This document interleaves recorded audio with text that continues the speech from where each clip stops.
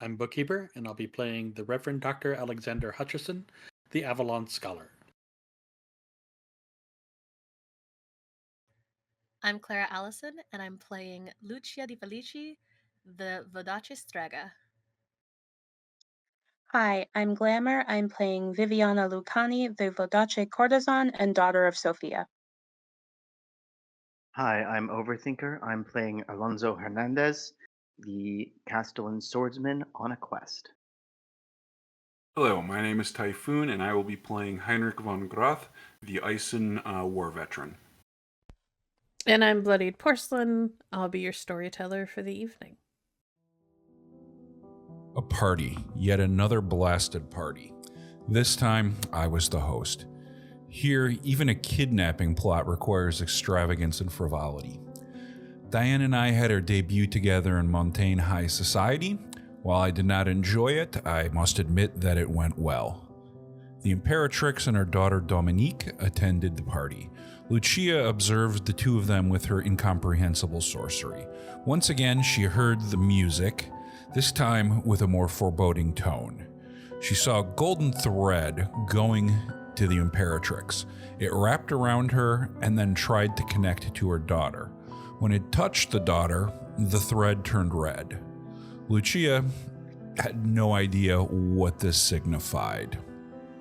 You know, if the church is to be believed, using sorcery damns the immortal soul. If Lucia did so, she should have at least gotten something more useful and practical. Our kidnapping plot advanced. Viviana managed to speak to the Imperatrix, and we brought out Lucia as our masked Striga, who we intend to swap with the Empress when the opportunity allows. Finally, Alexander and Viviana spoke privately to Raoul and obtained his agreement to help spirit the Imperatrix from the city. Finally, Alonso hurt my daughter's feelings quite badly by trying to seduce another woman where Nicola could see. I was angry and I hate to see her hurt, but I must admit that I am not completely disappointed with this result because I did not approve of my daughter's infatuation with him. Good evening, players. When last we left off, the party had wrapped up. People had gone home, leaving you with a sense of foreboding about the princess, perhaps? Confusion about the mysterious gold thread, and perhaps some distress and frustration over won and broken hearts. I would like to know where everybody is staying after the party. Alexander went back to the university.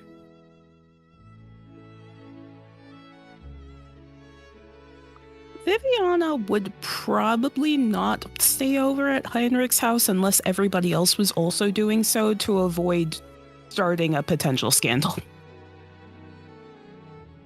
If Viviana goes back to the chateau, Lucia will go back to the chateau with her, unless there's a protest. Yeah. So Viviana goes back to the chateau. Okay. I will say that that Raoul has his carriage, and he will drop the two of you off. He has some concerns now that he knows what the plan is, about, you guys going anywhere alone. So he and his security will drop you off. Okay, if they have security, then I don't have an excuse. Nope. You gotta stay at the house. Notice that, did you? Yeah. As Raoul drops them off, Viviana will give him a kiss on the cheek. He gives a little smile, kisses both yours and Lucia's knuckles, and shoos you off towards the house. I think Alonso goes back to the room he's been using, puts his worldly possessions back in their backpack, and makes a plan, gets some coffee in advance so that he can wake up early and be the first one on the dueling ground.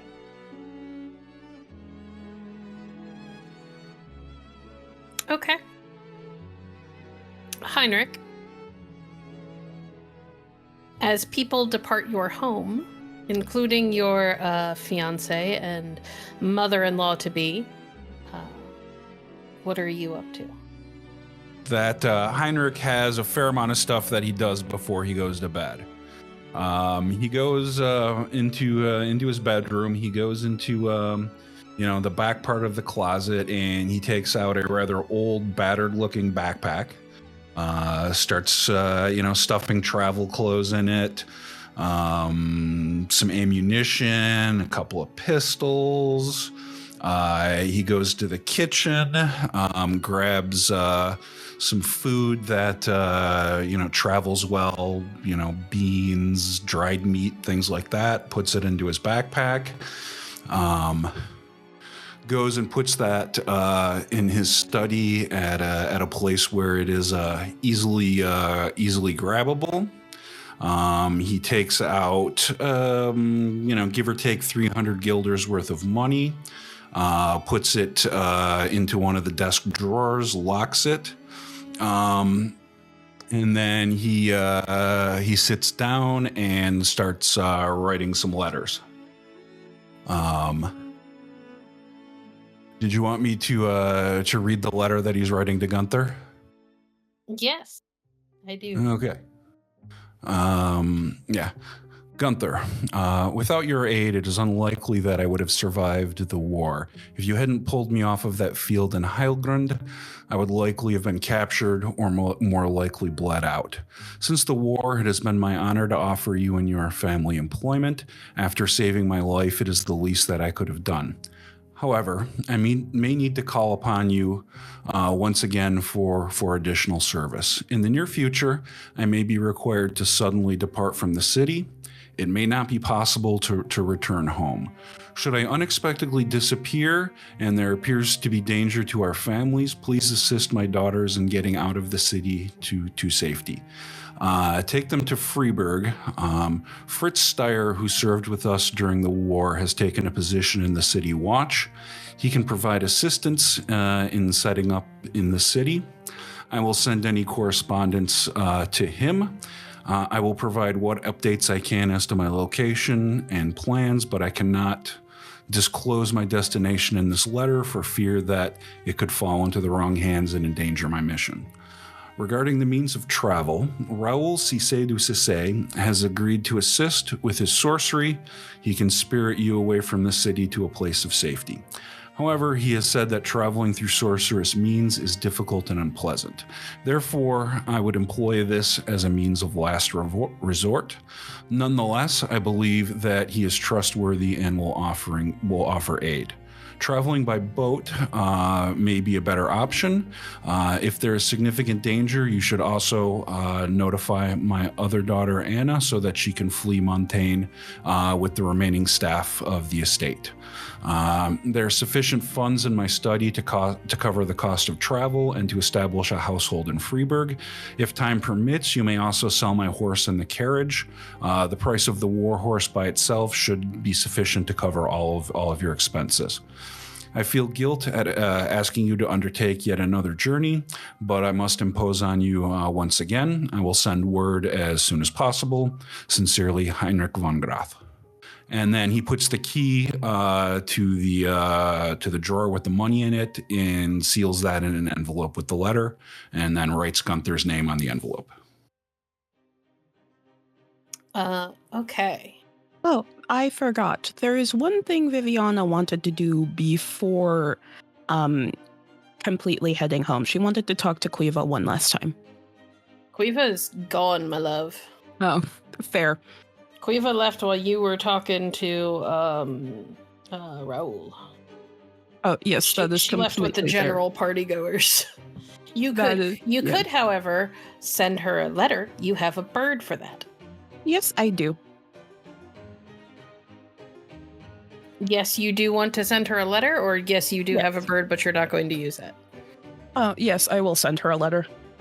Okay. Then note. It is a burb. Can't send a full letter, but Yeah. what are you gonna send? The burb is going to say, it's going to be a small note, and it's just going to say, bad feeling about the daughter. Anything else? Bad feeling about the daughter. Can't tell which side she's on. And that's it. Okay. All right. Are you going to stay up to wait to see if you get an answer, or are you going to bed? She will stay up for a bit to see if she gets a response, but not for the entire night. She's going to get a decent amount of rest. Also, Okay. we gotta talk. Okay. Well, I'm going to assume that while you are waiting for your answer, there is a knock on the door. Come in. This is sort of unsurprising. Again, Lucia spent the last X amount of time she's stayed with Viviana being like, hey, can we look at Henri again? Wow. Picked 3 different names that were wrong.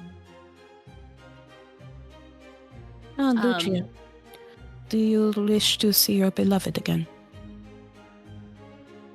I would. But I would like to speak to you about something different. Okay, come in. And she'll like close the door behind her and sort of automatically go get the bowl. Did you see the Empress's daughter? Yes. When I saw her, I noticed she is pregnant. Vero. That explained. It might explain something then. Why did you see something? The gold thread that I've seen, that I see when I hear the music. It's around the Empress, which is understandable. I have a guess as to what it might be, but it becomes something else when it touches her daughter. Becomes something else? Does the color change? Yes. When we look at them, the threads are different colors for different relationships, and red often means conflict. So it turned red when it was touching the Empress's daughter? Between the Empress and her daughter, yes. That, I have not told you about everything that I am capable of. You see, when I look at people, I can tell whether they have, whether their intent leads toward being more heroic or more villainous. And when I looked at the Empress's daughter at the end of the night, I couldn't tell which she was. It was like she was both.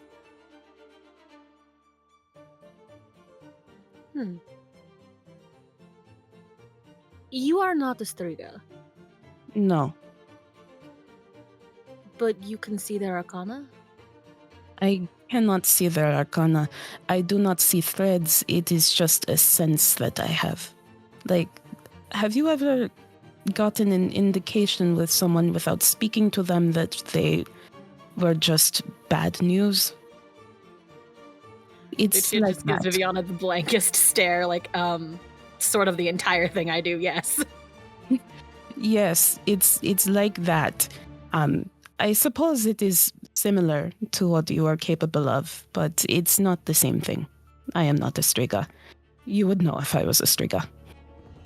You couldn't be a Striga. Exactly. Then you are something. Something unique.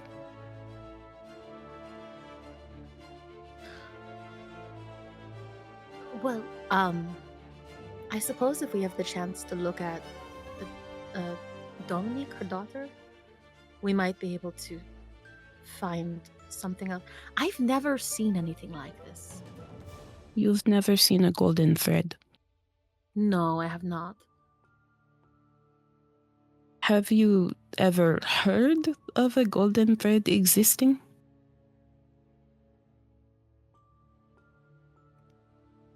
Storyteller?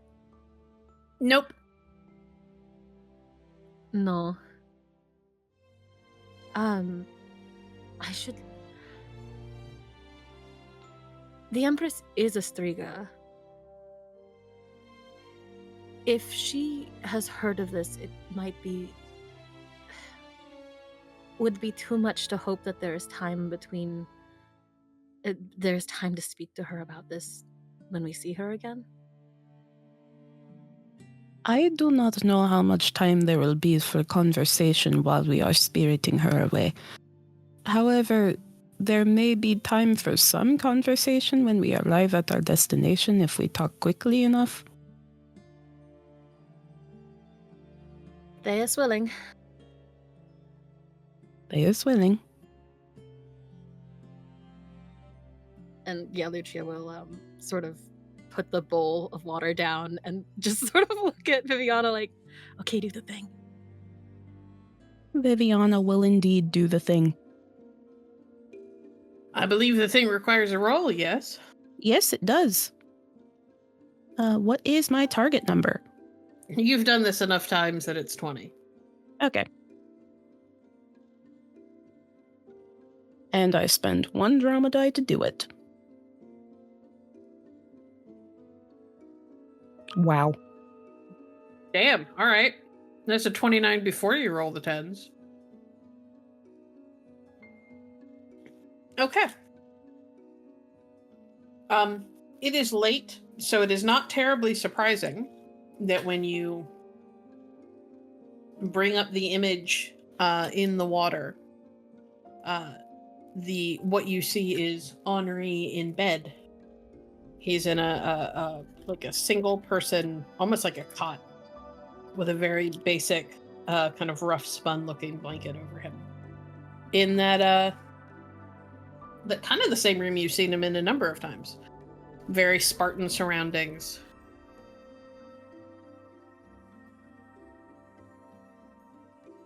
There is the hint of other, very, very simple, basic beds to either side.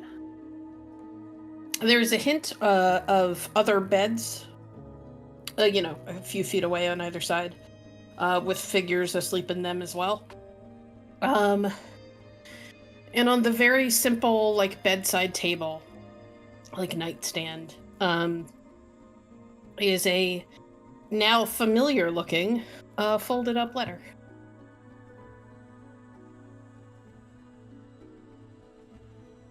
If we go through with this, we're not going to be... We are going to leave Montaigne. Yes, we should start packing. How is he supposed to find me if we are not in Charuz?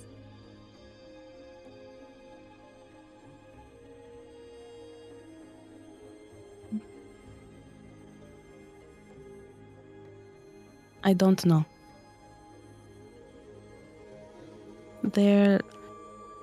Raoul will be with us. He is going to aid in the escape. And he has methods of transportation. There is a chance that you could see him, or you could at least deliver some sort of letter back to Montaigne that could be taken to him. You yourselves going through... I am not completely familiar with how Porte works, but you yourself going through and going back into Montaigne seems like it would be quite the risk, considering that we will likely be wanted in the entire country. See, that is the problem. However, delivering something to him might still be possible. What is a few more months of letters?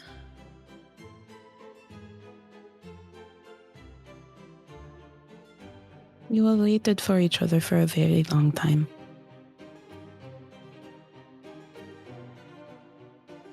See, we can wait longer. Thank you. You're welcome. At some point, I have to talk to Alonso and convince him to no longer be scared to death of me. Was he dancing with Heinrich's daughter tonight? Yes, I believe so. I do not think he has reason not to be scared to death of you. Most men I meet should be scared to death of me, but they don't have the sense to be. It is unfortunate that this one has developed the sense to be. Oh, it's surprising. For all my lack of experience, I think Alonso might be an idiot. Alonso is... He is not an idiot.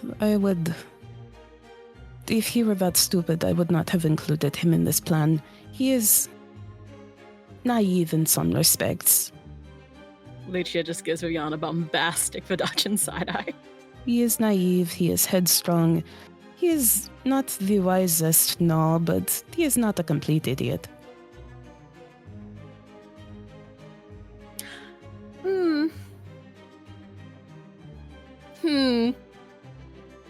That's a lot of coming from you. I just spend a lot of time at parties watching other people.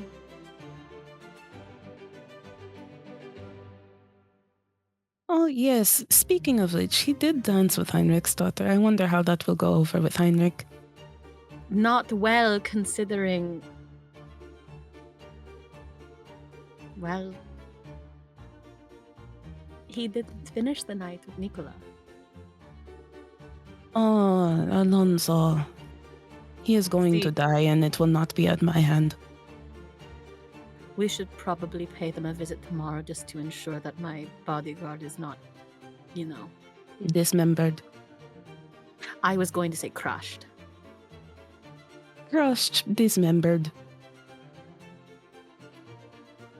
Nicola might do it first. That is something that would be quite entertaining to see. No, we need Alonso alive. We need Alonso alive, yes. And again, I must convince him to no longer be afraid of me. No. That is going to be... Men. Alonso no longer being afraid of you would solidify that he is truly an idiot. It would. But it would be important for him to not be worried about you murdering him constantly to help us. Yes, I worry about the flow of our work as a group if he is constantly scared that I'm going to stab him in the neck.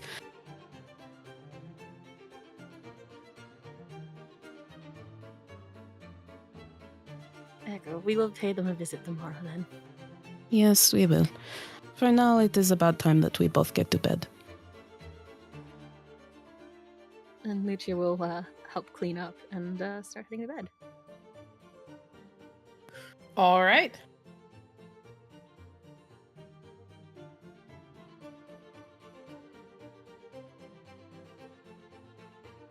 As you are cleaning, there is a tapping at the window.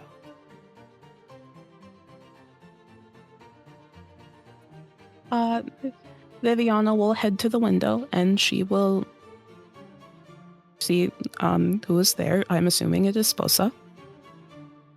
Yes. And there is a little letter attached to her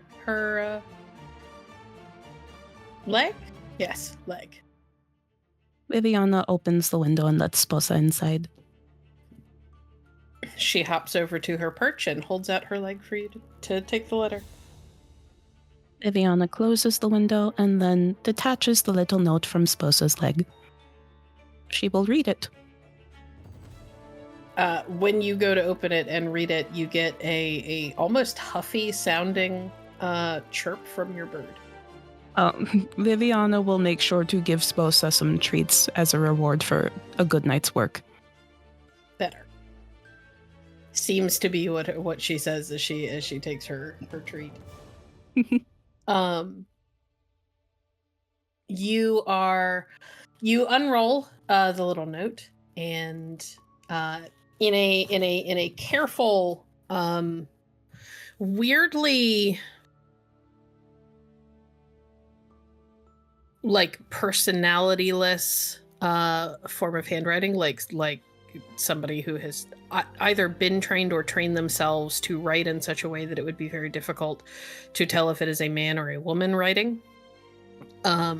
You get I noticed that too. Any ideas? Well, Viviana throws the note into the fire, and then will pen back. Well, she'll think about it for a moment and then say,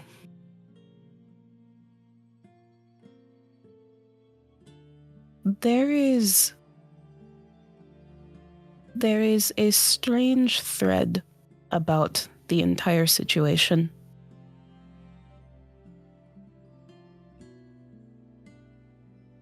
Or maybe perhaps simply say, there is a golden thread. Any ideas? And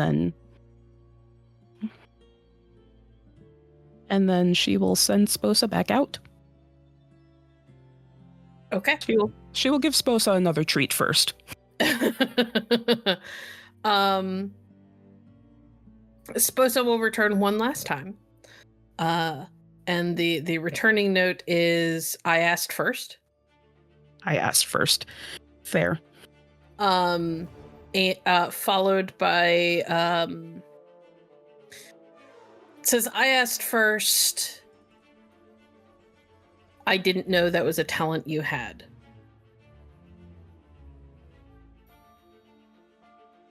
Viviana will talk tomorrow. Talk tomorrow, yes. She will also throw that note into the fire.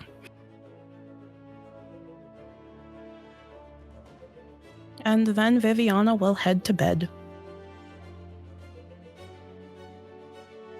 Well, before she heads to bed, she's not entirely certain. She doesn't have an abundance of things with her. Like, the room that she's in isn't particularly styled to her personality. It's more so just the essentials that she needed. And some things for making potions. She'll just make sure that some of her stuff is her stuff is stored away in a place where it's easy to access, ready to leave. And then she will go to bed because she doesn't know how soon things are going to start happening. Excellent. Okay. In the morning, my understanding is that Alonso wants to be the first person up. Yep. However, I feel like it's a little unfair to just say yes, that happens, considering whose house you are staying in. So, I'm going to have the two of you make me brawn rolls. And these will be contested. So it just depends on who rolls better. Between Heinrich and Alonso. And I'm assuming my extra die I normally get on brawn rolls for large does not apply to this? No. This Doesn't is just seem relevant? No, not relevant. We all know you're a big, powerful man, but unfortunately that doesn't help you wake up earlier. Nah, you just wake up earlier on principle. Unless, well, no, you both got 10s. Oh, so we did. Cool. So it's you. Yeah. Oh, Jesus. Thoroughly. Well, hold on. Roll again. I'm just curious.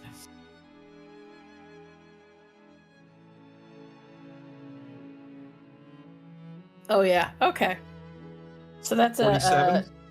that's insane. All right. Yeah, you wake up way, way, way earlier.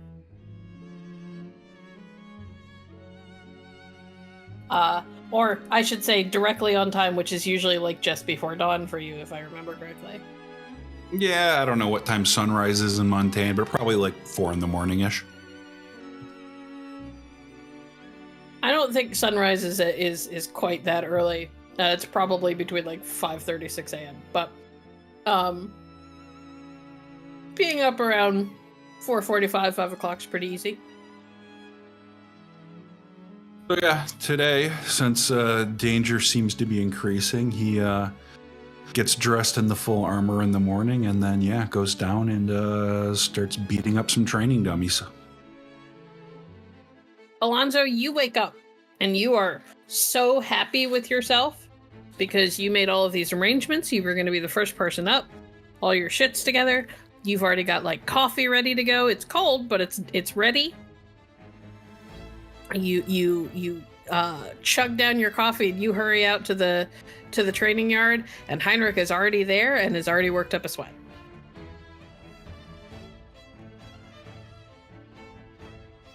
Yeah, Alonso arrives dressed for the road, which he's usually not. Like cloak and hat and backpack.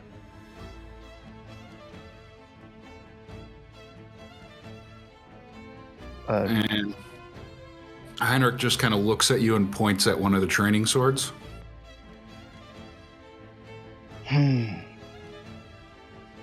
Puts down the backpack, hat, cloak, and takes up the training sword. Are you going somewhere? I had assumed that I might, yes.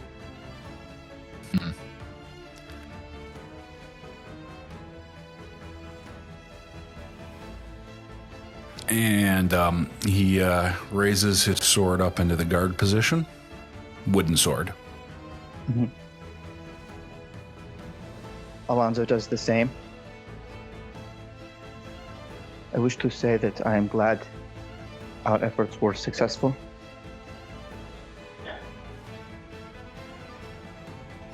That is all for now. Heinrich attacks. Not, trying to kill you or anything, but, for sparring purposes. Running through our forms. Okay. I'm sure everybody would love to see proper combat happen, but we've only got 2 more episodes left, so I'm not gonna burn a ton of time on this. I will have you both roll your finesse and attack rolls, please. Or if it's different for the ice and stuff, which I can never remember, roll that. Yep. 25. All right. OT. Mm-hmm. 27. Edges me out a little bit once again. Does anybody want to roll drama dice? No. No. Okay. No, this is just training. Weirdly enough, Alonso, you came into this prepared to get your ass handed to you, and he's certainly giving you a run for your money, but he doesn't seem to be trying to hurt you.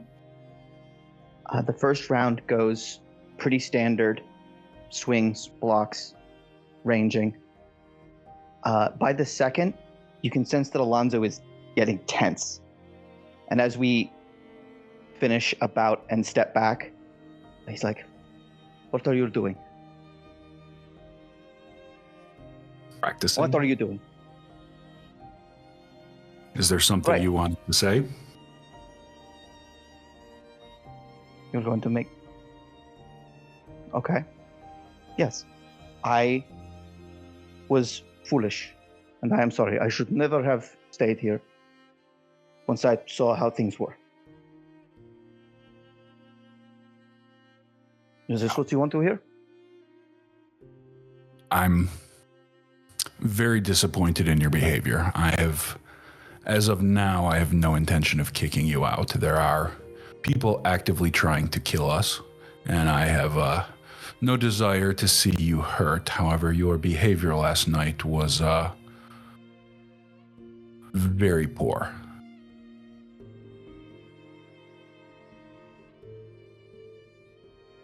This is your... I do this and you tell me you are disappointed. Alonso goes back into the attack. Come on. Make me know it. Hit me. Okay, shall we roll again? If you are going to take him up on the insistence, absolutely. Yeah, I think so.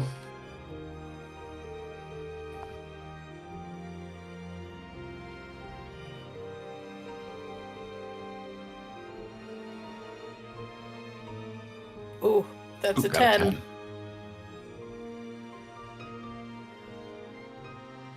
Against a 25. It's a 30 to a 25. 30.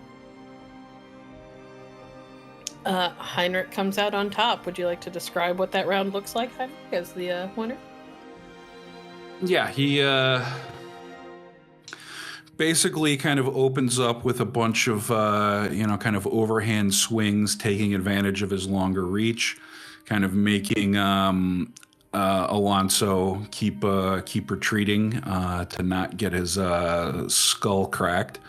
Then he kind of feints upward and then basically pokes him in the stomach with the tip of the wooden sword.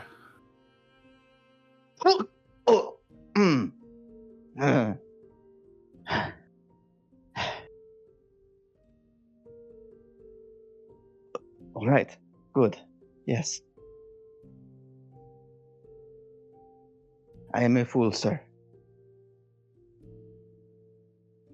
Yes, you are. If you wish to pursue your diplomat's daughter, that is fine. But I expect you to have no further contact with my daughter. You can stay here, but you should not speak to her again. Understood. She's very young and has quite a bit left to learn about this world. And she, like her father, will eventually do her duty and probably marry another Montaigne nobleman, as is expected of a woman of her station. And she will not be having any dalliances with others. Mm. This is your decision. Yes.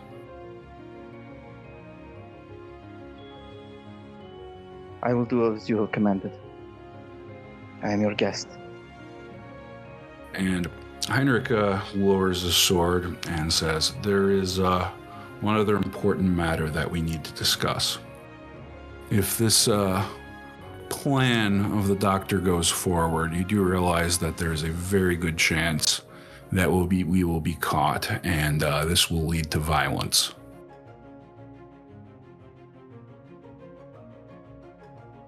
I do.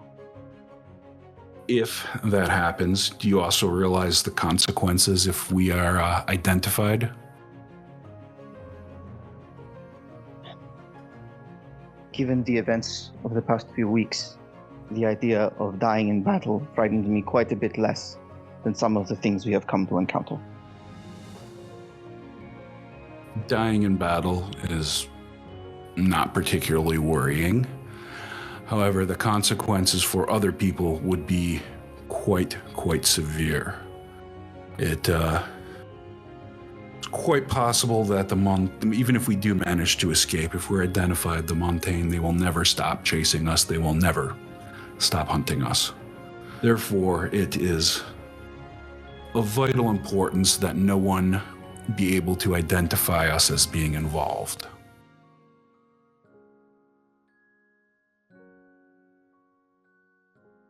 I shall look into buying a new hat.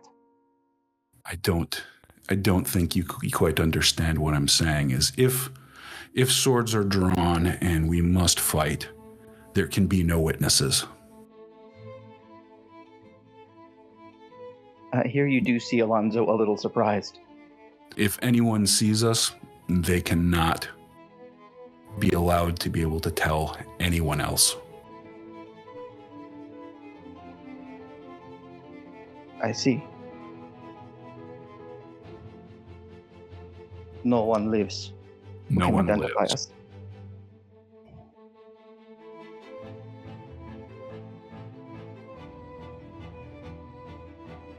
This is the way that this is done? It is the way that I will be doing this, and I expect you to aid as well.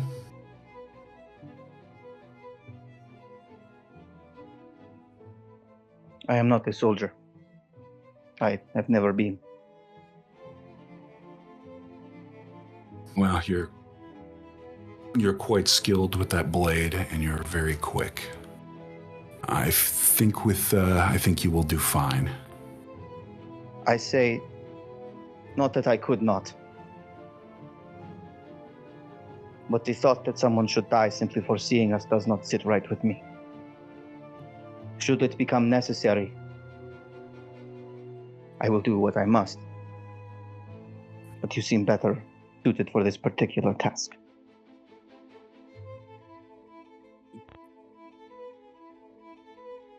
If the Musketeers or the Lightning Guard learn of our involvement, it is not only us that will suffer. They will Soldiers hunt I can fight. People with weapons I can fight. They will hunt my family.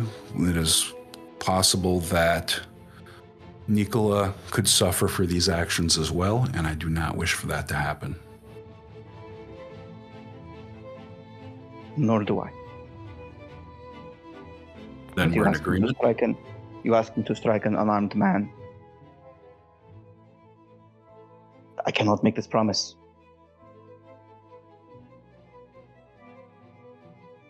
I cannot. Heinrich looks a little disappointed and then says, "Very well." And he puts his sword away.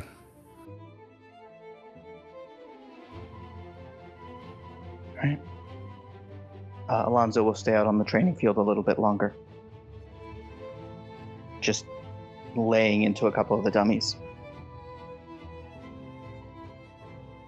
All right. Alexander, Yes. tell me about your morning. So two things this morning. Taking a mild liberty with Herr von Graf that I will apologize for later. I am going to send an invitation to Raoul Cisse de Cisse to join me for tea around lunchtime at Herr von Graf's house. Understood. But last evening I started working on something. This morning I'm going to finish it and see that it gets passed on to Johannes for distribution as needed. And then I'm going to head over to Chateau du Eisen. Okay. You send off your invitation before you settle down to work on things. The runner who you sent off to deliver it to is basically just one of the stable boys who works at the college. Yep. Returns to let you know that he delivered it to the Cisse household, and that Raoul was not there, but they have sent out servants to find him to deliver it the rest of the way.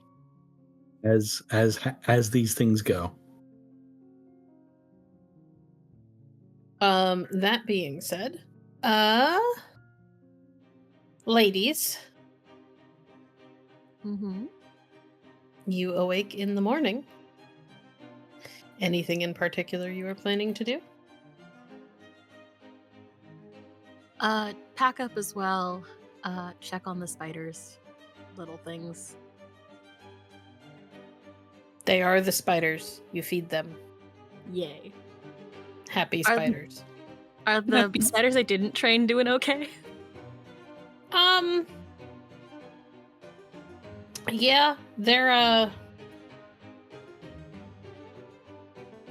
just kind of doing their thing. They don't seem to realize that anything is up, but they are spiders, so it's hard to read them. As long as you keep feeding them, they seem to appear to continue to live. Rad. Viviana gets ready for the day, puts on a decently nice going out dress. Nothing fancy since she's not going to be attending any events, at least she doesn't plan to. Gets her makeup done, keeps her hair down, and will, when she's ready, go over to Lucia's room to retrieve her. Lucia. See? It is about time for us to go. Echo. One moment. And Lucia grabs her little bag to take her letters and actually doubles back for her mandolin. I don't know why, I just want it. Okay. As the two of you set out, you are probably half a block away from the chateau when another set of feet falls in to step beside you. Who is it? We fuck up. It's Quiva. Oh, thank God. Good to see you. Buongiorno. I said we'd talk in the morning. Yes.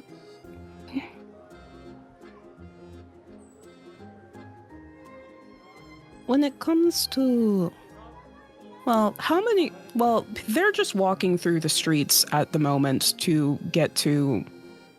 I assume we're headed to Heinrich's estate. So people are just, going about their day, just ignoring them as they walk, I assume.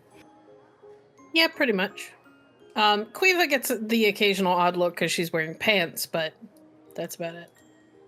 Mm. Yes, Viviana tilts her head towards Lucia, makes the motion of a needle threading a needle and says, her talent. Ah, I see. I'd begun to suspect, but I wasn't sure. Yes, and she is aware of my talents in turn. It was in exchange of secrets. There's a very slight lifting of brows, but she doesn't say anything. She kind of gives you that look like that's not something you're supposed to be talking to other people about, but okay. Well, what are your thoughts then? It is something that has not been seen before. What we saw at that party. Have you ever encountered someone who you could not quite figure out? Not like that, no. Oh, it is one of a kind in multiple ways. That is troubling. I've met people who seemed one way when I first met them, and then sometime later seemed different. But, last night was a first for me. That is deeply concerning. The thread also seemed to change colors. Oh, did it? Yes, it turned from gold to red. My, knowledge on such talents is admittedly a bit limited, but, I didn't think gold was a color that came up for that at all. According, It's not. yes, it's again, one of a kind. Troubling. Anything in particular about this gold thread other than the fact that you've never seen it at any other time that stands out? It is accompanied by and Lucia thinks about this.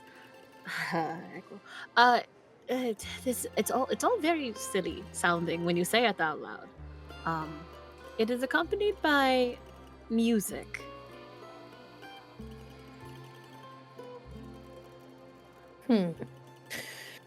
Like the kind of music that gets stuck in your head and won't go away, but when you try and think about it, you can't remember it. Lucia fully stops walking. I'll take that as a yes. Also, you've got a terrible mask for a Vodachan. That should have given away what you were from the beginning. I have most of the time it's behind a veil. I don't have a face for it otherwise. Well, if you're going to be out in the world, you should learn to develop that skill quickly. Echo, I'll work on it. So you've heard it? I have. At least I think I have. I can never remember it when I try and think about it, but... Everyone in our little ragtag group has heard the music.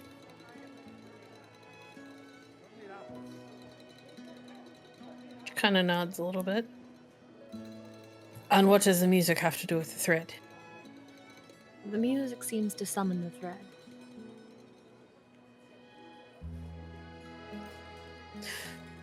Does it summon it, or is the thread just the mark that the music leaves on the people who've heard it? Well, I would experiment more with it, except I've been told I'm not allowed to do that anymore. Yes, because it very nearly killed you. I did not die, though. Lucia, if we are going to die, it should at least be for something meaningful. This Who is says meaningful. Who says the music isn't meaningful? It may very well be very meaningful. But I would rather Lucia not bleed out on the floor over trying to learn more about it. You almost bled out. Theus wishes us to know him in his entirety. I am just doing what I am commanded to do. You notice when you start talking about Theus that Quiva's eyes kind of glance up and around, like she is double checking that there is nobody listening too closely. Perhaps this is not the place to be so devout. Perhaps not.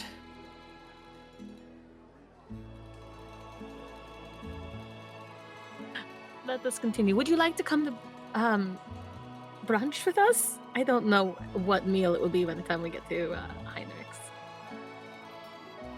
Sure. I could eat. Hopefully Lord Von Groth doesn't mind an extra person at the table. Well, I think it will be fine.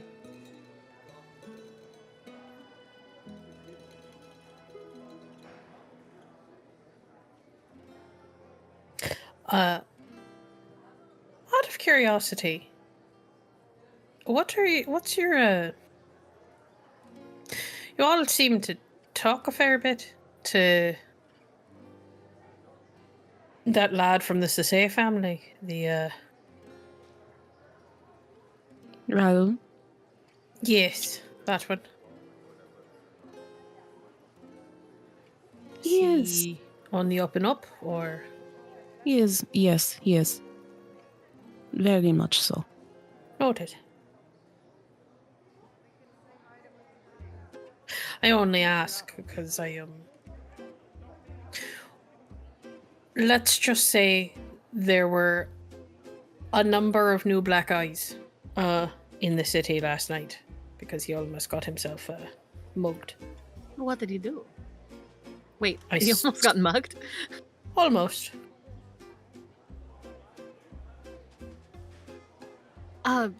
Did they see who did it?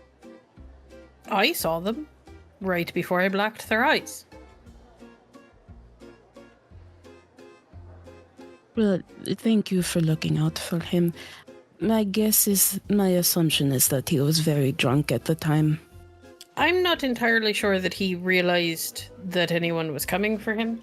I intervened before they got the chance, and I'm not sure that he heard the scuffle before he ducked into the next tavern.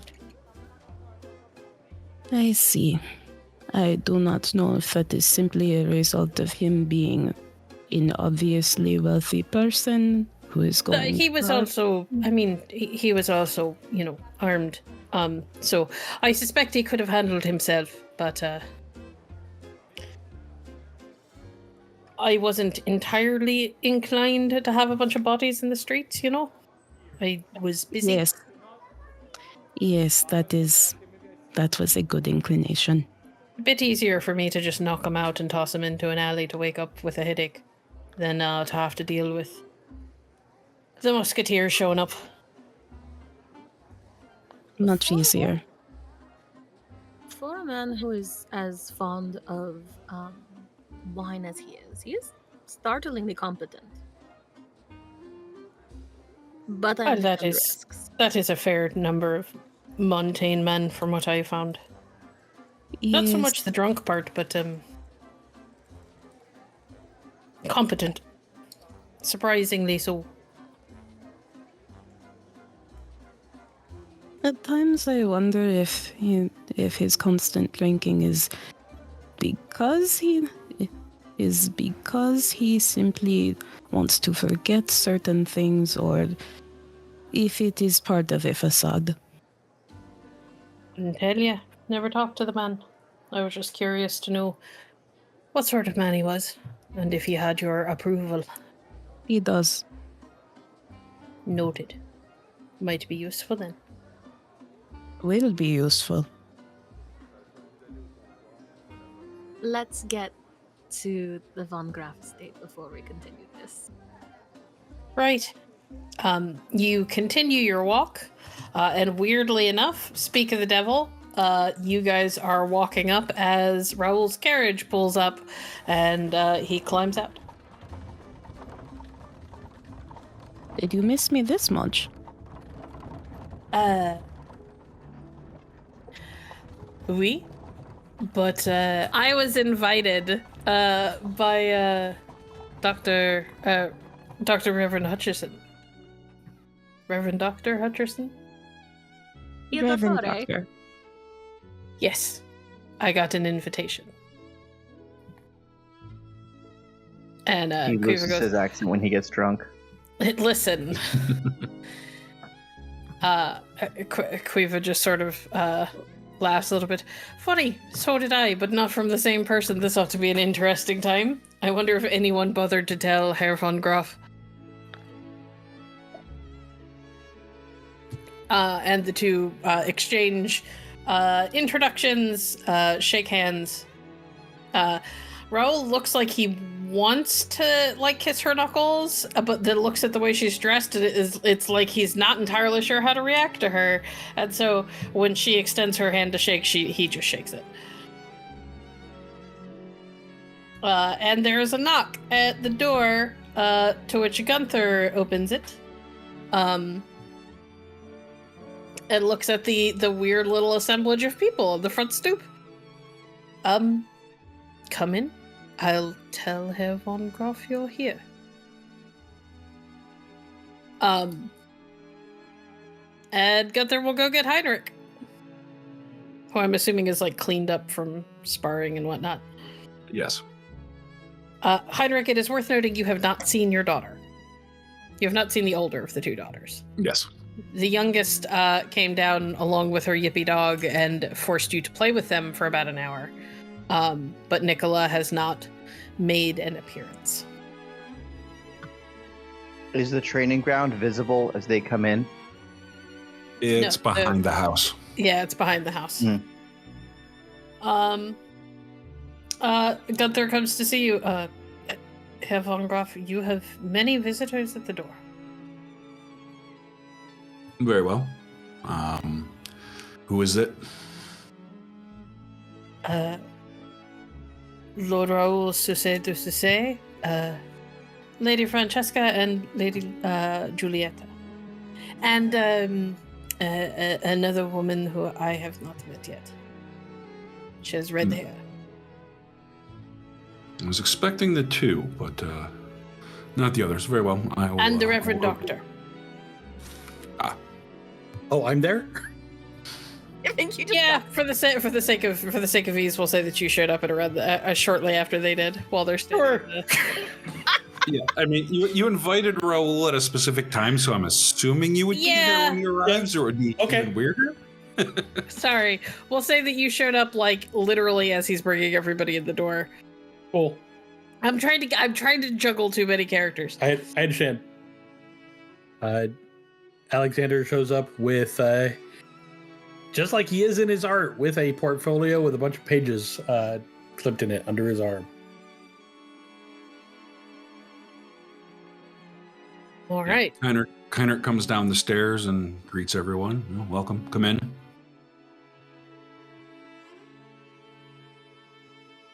Alonso finally stalks back from the training grounds, just sweaty, carrying his worldly possessions. Alonso, are you going somewhere? No. I'll put these upstairs. Let us retire to my study and we can talk. Okay. Viviana will pull Heinrich aside for a moment as everyone else files into the study. Heinrich, you are aware of the situation with Alonso and Nicola, right? Yes, I saw. I have already spoken to Alonso, and the behavior will not be repeated. How is Nicola? Quite sad, I believe. She has not left her room yet this morning. Do you think she could benefit from a woman checking on her? I believe, yes, that would quite help, yes. Okay. Viviana will head upstairs to go check on Nicola. Oh no, I'm coming too. You are absolutely welcome to come. In fact, Viviana might have popped her head into the study and said, Lucia, would you come with me for a moment? The look that Lucia has is the same one she had in the chapter house for the Knights of the Rosencross, where she's like, there are many places I can go in this house that I probably shouldn't be allowed to. So as soon as Viviana offers, she's like, see, absolutely. All right, the two of you leaving Quiva by herself in the room with the men, looking very confused as to what's going on. They probably pass Alonso in the hall, having put his stuff back in the room, splashed water on his face, and heads into the study. I'm sorry, I don't believe we've met. Alexander Hutcheson, at your service. Oh, I know your name. Never met you before, though. I'm Quiva. Quiva McKenna.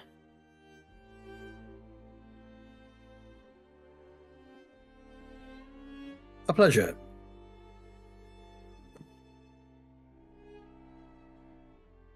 And she will shake your hand if you will let her. He will absolutely shake her hand. She's got a grip for a woman.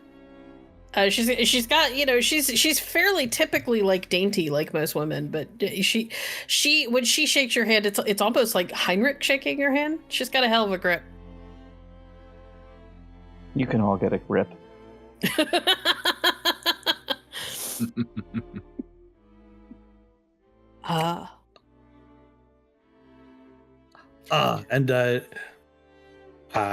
Unless I miss my guess, you have met Alonso Hernandez, swordsman and professional cad. Aye, we've met. Briefly. Only the former title I wear with pride.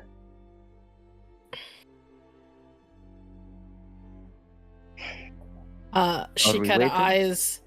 eyes Alonso and then looks over at Heinrich and then looks back at Alexander, and you can see the wheels turning as she's putting together what happened, and then she kind of glances up at the ceiling and then seems to settle into the chair that she was offered. And seeing as how Raoul is here, Heinrich is going to ask Gunther to bring in some of the good whiskey. And then... Thank you, monsieur. And he will drink as soon as the whiskey is presented. Meanwhile, upstairs, Viviana, how are you planning to approach this? Viviana is going to knock very softly on Nicola's door and speak in a very soft voice and say, Nicola, this is Francesca. You met me before when we were planning for the party. I was wondering if you would like to talk about anything, about what happened, about what didn't happen. But if you would rather be left alone, that is okay. I have brought Giulietta with me. She is around your age. Well, closer to your age. She goes to open the door. And while you may have expected a young woman with red-rimmed eyes who looks like she's been crying all night, she is remarkably well put together. Her hair is up and styled. She's wearing a lovely dress. And her face is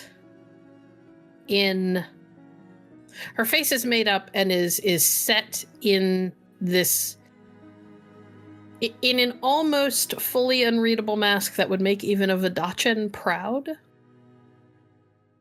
And you can see something in her eyes that reminds you of her father. There is a kind of hard, I'm not gonna let this shake me kind of look to her. Does that make sense? Yeah, that makes sense. That makes you think of Heinrich when Heinrich is like... honestly, it reminds you a little bit of Heinrich when you guys got into the big fight and he just straight up murdered a woman. And then didn't seem to let it faze him at all. That's a little bit what her face looks like.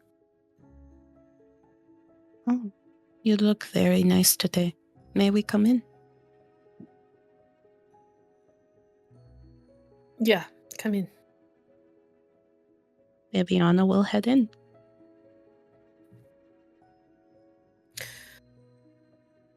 Would you like tea? I can have some brought up. Yes, that would be lovely. And she goes to the door, pulls a little rope next to it.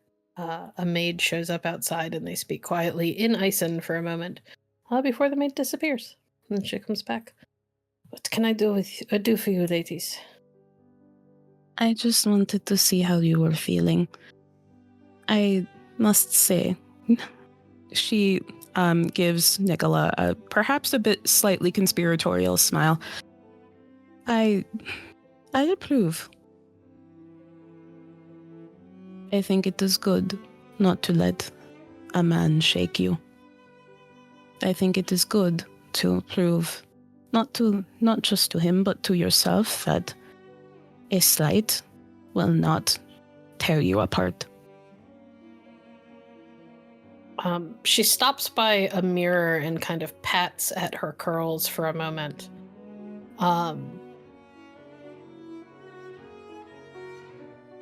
Without really looking at you, you can tell that she's kind of like eyeing her appearance to make sure that everything is perfect. If if Senor Hernandez wants to be more interested in a woman with a reputation like hers, then that is fine. He can miss he can miss something finer. A reputation like hers? Well, you know. It was all over the party last night. She has been courted by half the men in Shutters. Some say she does not pick one because she does not want to. She enjoys all the time they spend with her.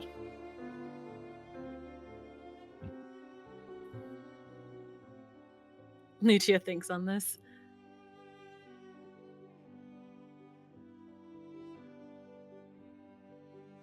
I will admit we were worried you would be more upset. I was. For a brief time. And then I had a conversation with my future stepmother, and she explained some things. And then I realized it was not worth being upset over. Well, yes, it's Alonso. Yes, Alonso is, well, a bit of a cad. What did your mother tell you? My future stepmother. I'm sorry. She told me about this Sylvie's reputation. And that if that is this sort of woman he is interested in, then he is not worthy of me anyway. And I realized that she is right. Viviana will head over to where Nicola is standing in front of the mirror and extend a hand and say, "May I?" She's going to set a stray curl back into place. Of course. Thank you. Vivi, you're welcome. Viviana will just with light touches just tidy up any ends of Nicola's hair that she may have missed. She will make sure the dress is sitting perfectly.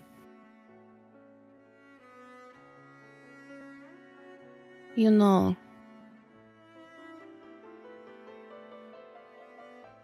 I do think that it is good to, well, I think it is both good to cry about something when it makes you upset, but then pick yourself back up. And I think that you are doing a good job of making sure that a man will not, well, define how your day is going to go. Especially not one like Alonso. This is true. I have a invitation to go see a parade later today. And I think I will accept that invitation. From what we saw at the party, you are going to get many invitations. She will kind of smile and kind of gesture to a little table. Not a table. She will gesture to like a little writing desk. And there's a small stack of what looks like fancy little calling cards and probably invitations. I already have. This requires no... Lucia sort of thinks for a moment and then sort of like offhandedly goes, "So many invitations. It would be... I wonder how many Sylvie gets. I wonder how many invitations you get before you are also courting many men." She is seen in public with them. And you won't be? Not so many. Echo.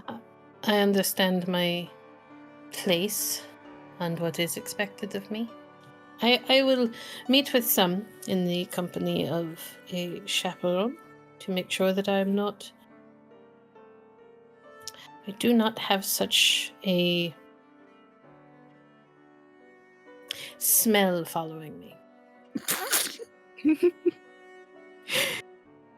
I was legitimately going to say something and got That might have been the wrong word. I am still getting accustomed to Montaigne language. It is a hard language to learn. It is, especially if you've spoken nice in your whole life. They do not pronounce half the letters in their words. Sorry. Yes, it is very strange. I keep wanting to say the entire word because it feels like that is how it should be said, but anyway. It is so close to Wadachi. So close. We've gotten... It is good to see you in better spirits than we expected. I almost felt the need to apologize on behalf of Alonso, but I do think it is not necessary. We should not apologize on behalf of him. He is a grown man. He will do it himself. Technically, he's in my employ. I could probably ask him to do it.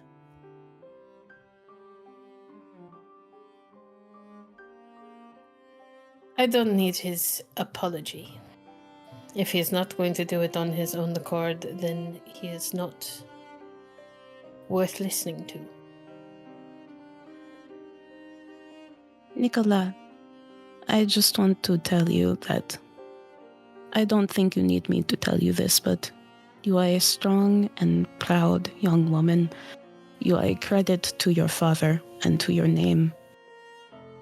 And you will find a man who is worthy of you. She kind of gives a little smile. Thank you.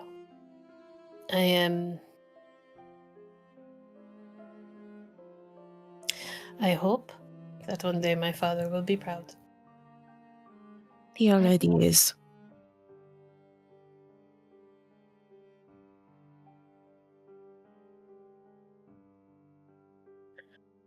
Is there anything else you needed? I am planning to leave soon. No, I just wanted to make sure that you were doing well. You're both very sweet. I am fine. Well, then we will leave you be.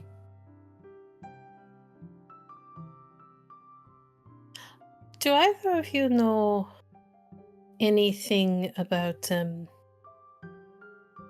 Sebastian Valrotomatis? Can I roll for it? Can I roll gossip? You could certainly roll gossip or politics.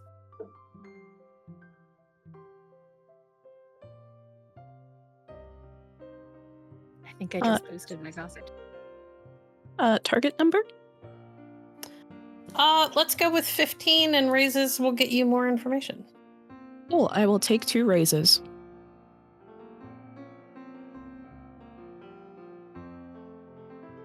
Okay. So you want a 25? I'm not taking any raises. I'm just going to spend 1 drama die then. Okay. I only need 1 more. Yay, 26. All right.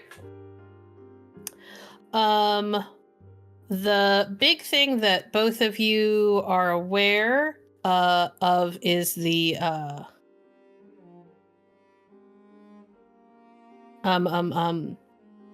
obviously based on the name, Sebastian comes from the Valro family, who developed the Valro fighting style, which is one of the most famous fighting styles in Montaigne and in the world, really.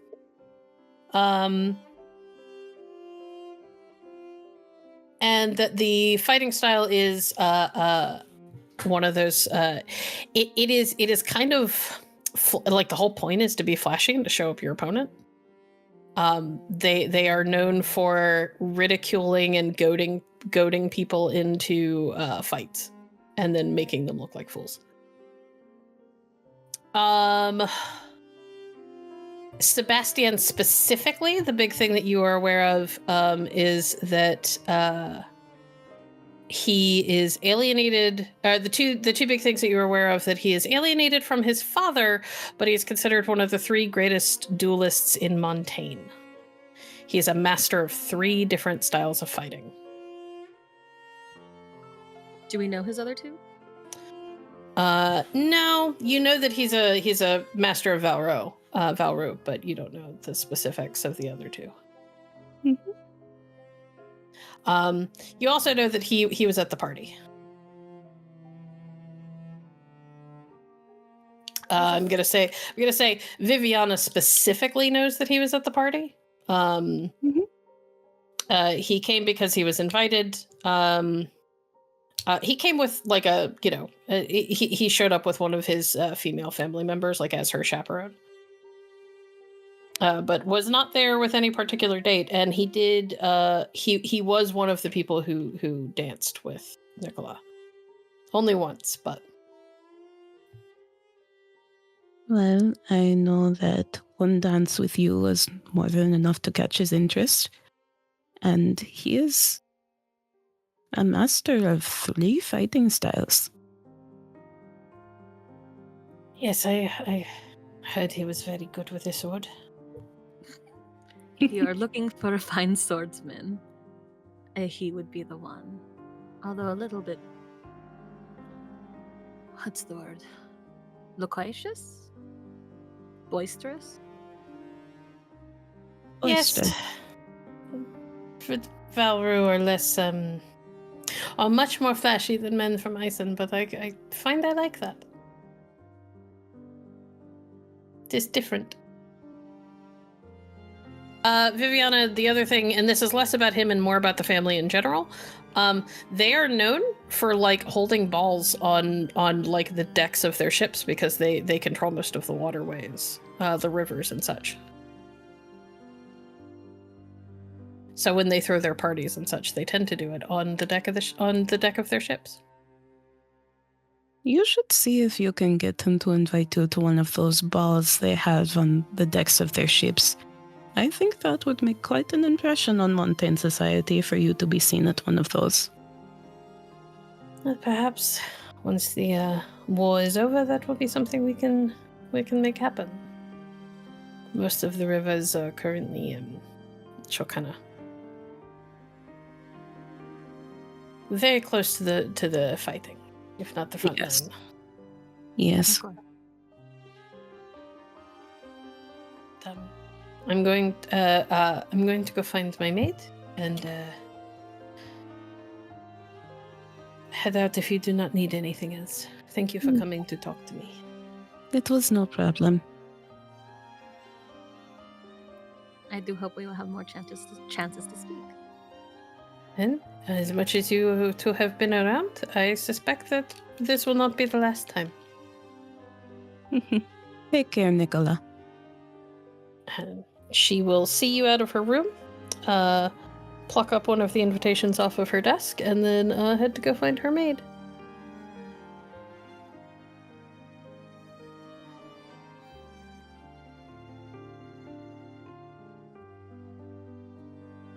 Or you two going back downstairs? Yep. Yeah. All right. You go downstairs and find Raoul and Quiva are among the boys. There's some vague chatter going on. Quiva is drinking just like Raoul is. Thank you for watching Opus Dei Requiem. If you enjoy the story, please make sure to like, comment, and subscribe to follow more of our content. You can find all of our actual plays on our website at www.hollowedhavenstudios.com. Please consider supporting us on Patreon at patreon.com/hollowedhavenstudios. Your support helps make more stories like this possible. Alonso also has a drink. There are now 3 bottles of whiskey in the room. Sorry to keep you all waiting, but it looks like you have kept yourselves entertained in our absence. Mm. Well, it's not Finnish, but it'll do.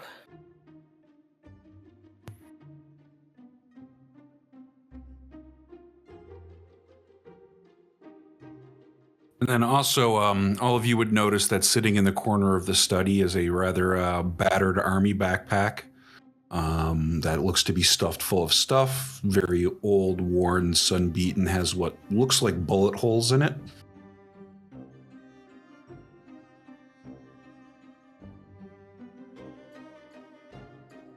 Well, there is much to talk about.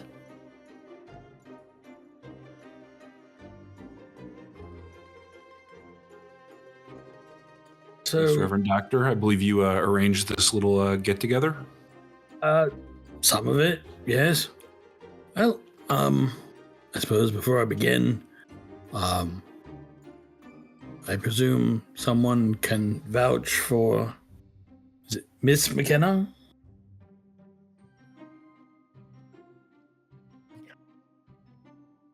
That's fine.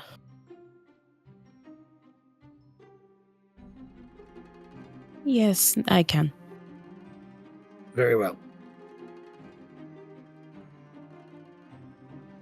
So I've put some thought into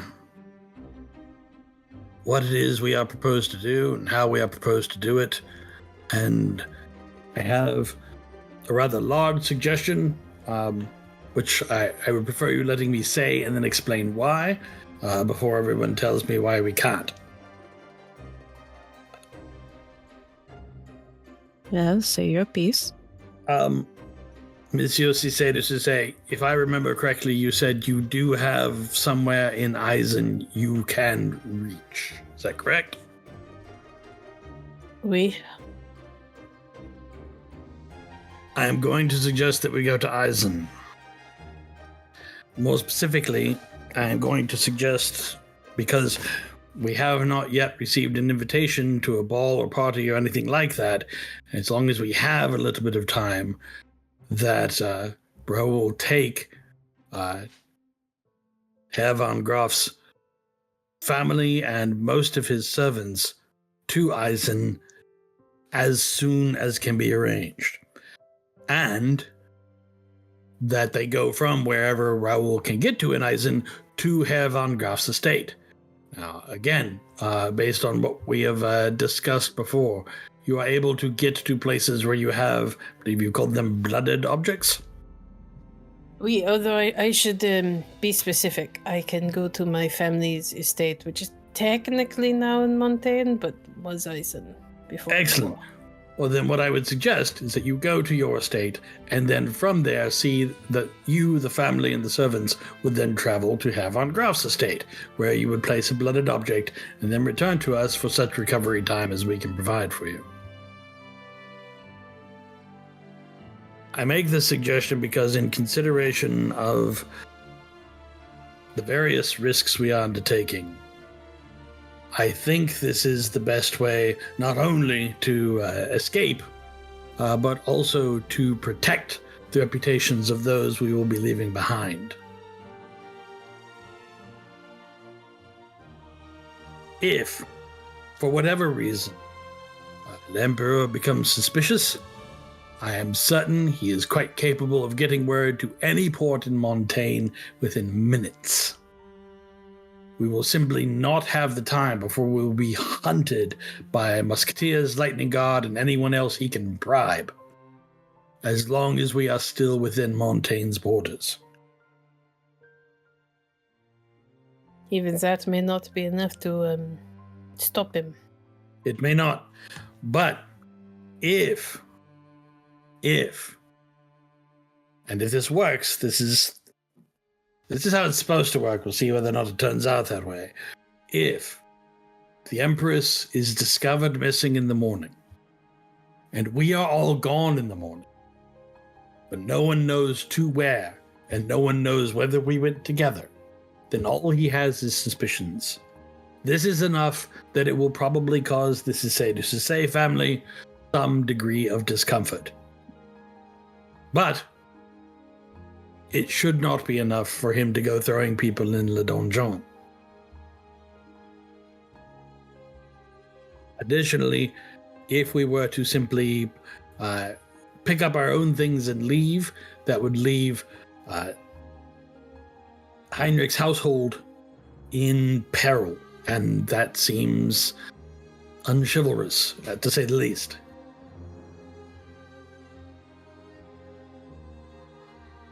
Whereas Herr von Graf's estate, as he has described it, is in the southern part of Eisen, which gives us two options. One, we can cross Eisen to go to a northern shore and from there sail to Avalon if we think she would be safer in Avalon, and I leave that up to people wiser than I, he says, gesturing to Viviana. Or we know she has family in Verdace.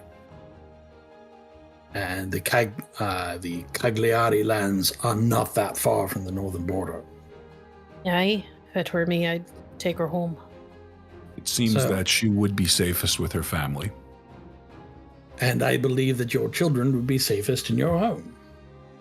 And if this works out, we should be able to protect your position and even your engagement. Is it not suspicious that we all disappear regardless? It is. It absolutely is. But suspicion is different than proof. And more importantly, for the Emperor to be suspicious of people who are not here is one thing. For the Emperor to be able to grab people and interrogate them is something else entirely.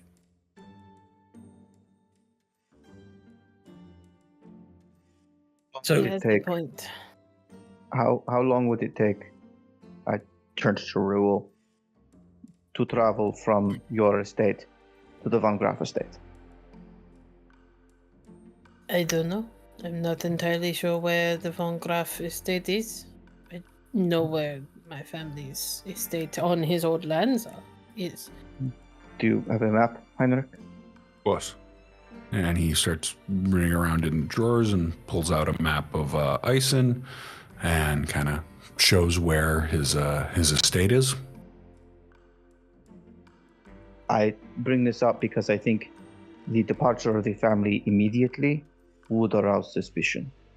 Once we know the date when we are to remove the Imperatrix, then we send away the family before that.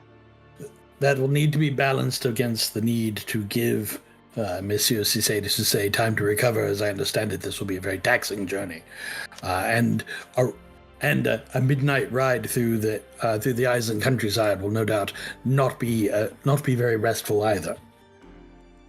Indeed, I had assumed a matter of days. Raoul, what would you need to make this happen? Nothing you could give me, just time. So, the idea is Raoul gets some of the staff and the family out as soon as can be reasonably managed versus when we are to depart. At the same time, the remaining staff begins packing up the house quietly. We hold no more events. We have no more guests other than the people in this room. If we socialize, we do it at someone else's house. So that a few days before the event itself, probably in the dead of night, the household heads out of Charus. So that Heinrich's servants are not left to answer questions at the hands of the musketeers and lightning guard. If they know nothing, though, then they cannot arouse suspicion. If they know nothing, you can get somebody to confess to a surprising number of things by just threatening to beat them. Yes. And whether It won't be threats. Whether they confess or not, they'll simply be tortured to death, and then they will discover they know nothing. Exactly. Yes, I would not want to leave anyone behind to the mercies of the dungeon. Now, I have a question for those of you with means in the room. What's the largest possible carriage we could appropriate? How many people could it hold? statistically. It's Well, Based I mean, on what 6? a 6-horse coach. Would cost a lot of money, but How many people could you fit in it? I only need it for a night, really. how many people do you want to move? I would like the carriage to be able to hold up to 8 people. this is insane. You do understand that you also need someone to drive a carriage, that sort of thing, correct? Indeed. If someone will sit next to me as another footman, we might be able to get everyone in and also drive it. That would be brilliant, except that I need you inside the carriage for this to work. No, you need a lady in black inside the carriage, yes? Well, here's the thing. So, let me explain. We go to the ball en masse. We go at a time where, at best, a handful of us might be announced, so that it does not immediately go noticed that Lucia is not with us. Because Lucia will be in the dress. And if we are questioned, it is incumbent upon us to mention, oh no, she's here, I've seen her somewhere. To establish that she's here, so that when she appears later, it will not be an immediate surprise. At the ball, my lady will have an episode. She will need a moment to lie down, and we will impose upon the Castellan or whomever for a room for the lady to lie down, and take with her her able Vodace translator, I will say, pointing to Viviana, and chaperone, and her guardian, I will say, pointing to Alonso. That will leave the 2 most public figures, Heinrich and myself, out in the ball to continue conversing. It will then be incumbent upon the 3 of you to go from whatever room they put you in, find the Empress, and make the switch.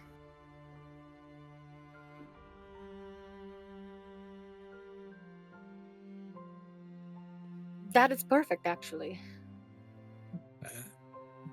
I believe it could be done. Indeed. May I suggest an alternative? Please? The Imperatrix knows we are coming.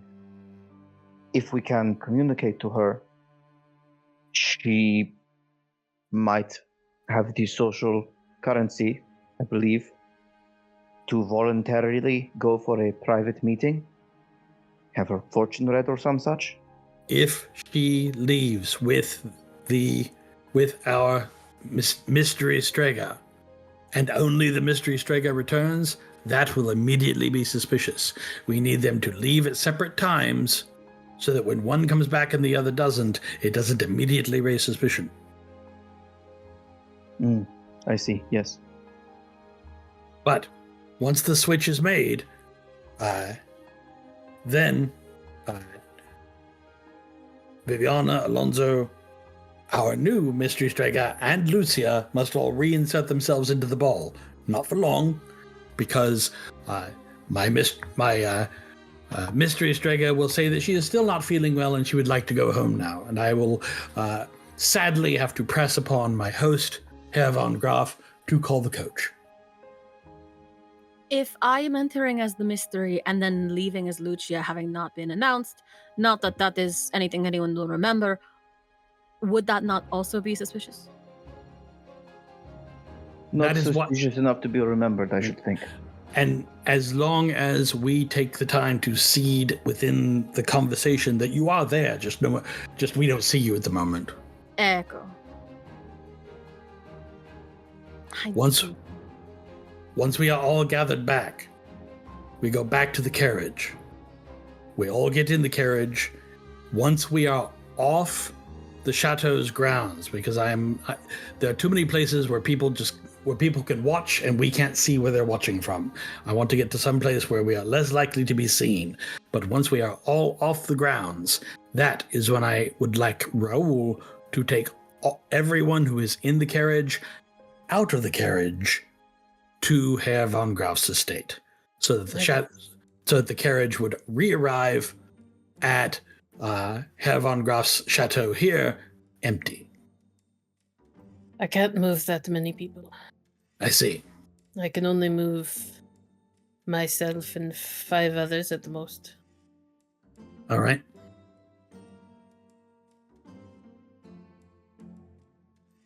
How long would it take you to recover from that? From one trip?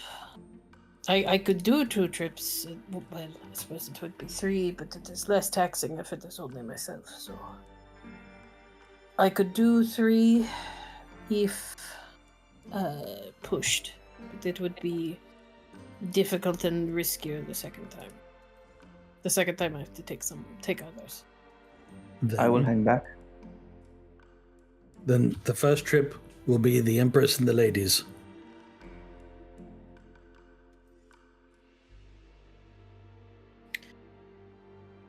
There are other things to consider. Go on. First and foremost, I have said that traveling by Porte is unpleasant. It is also dangerous. How is it dangerous? There are a number of things. Open your eyes, you are lost forever. Let go of me, you are lost forever.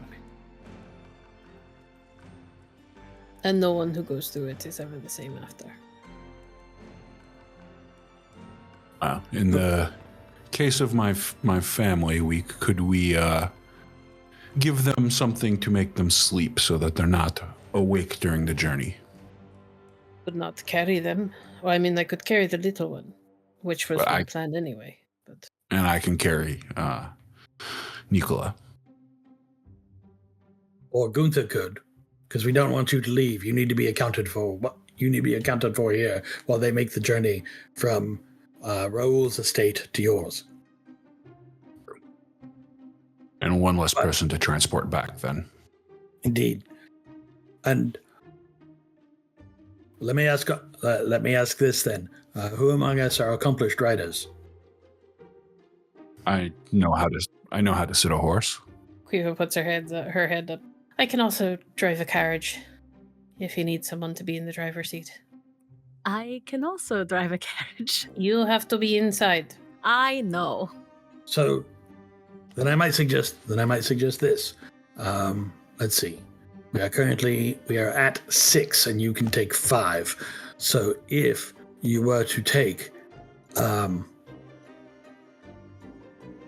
the Empress, Viviana, Lucia, Alonso, and me, Quiva and Herr von Graf could potentially take the horse and catch up with his traveling wagon, his household goods. Presuming they will be traveling much more slowly than two riders on horseback could manage, and then we would simply wait for them at their estate. Yeah, there's very few things in my household goods that I can't leave behind. Yes, but here's the thing, and here's the way we protect your reputation, your engagement, and your future in-laws. Is you will be sending a letter. You can either send the letter or you can leave it at the estate. That would be more mysterious and dramatic, so that if someone came to the house the next day to call upon you and no one was there, and all that remained was a letter addressed to Diane saying, "I have departed to engage upon the romantic quest you have demanded of me. Please await word of my deeds of daring do." Or I could just say there was urgent business at home. You could. But this is Montaigne. This is Montaigne, and it is more mysterious and dramatic if you say you are leaving on a quest for love. And is in keeping with the conversations that people know you have had. I must speak briefly. this discussion of travel through Porte, you said no one is the same afterwards? No one. I would like to avoid this if at all possible. Can you ride a horse? I can learn quickly. You won't get far enough, fast enough to not be found. Everyone in this room forgets that while I may be a master of Porte, so is the Emperor. And a good number of his courtiers. Yes. This is something I had cause to observe. The Montaigne are very good at sending messages and coordinating movements quickly. Wherever we go, traveling overland, someone can be waiting for us. When I say that you will never be the same, I don't mean it is physical. There are things that you will see, or not see you, there are things that you will hear. That, he'll shrug a little bit. Will take resolve to deal with after. If I can ask a much more frivolous question, can you take the dog?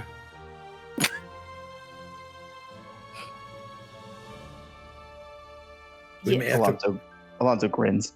We may would have have to to find. We'd have to find a way to put it to sleep. But yes, Because Mila would be quite heartbroken if we had to leave the dog behind. Oh, might I make a suggestion? Of course. Pack up your house soon. Today, tomorrow. Make arrangements to have your things shipped home. Make it seem as if this is normal fare. You have come here, you have met your intended, and you are making plans to go home to return to those who require you to look after them. If you treat this and you're leaving like it is normal business,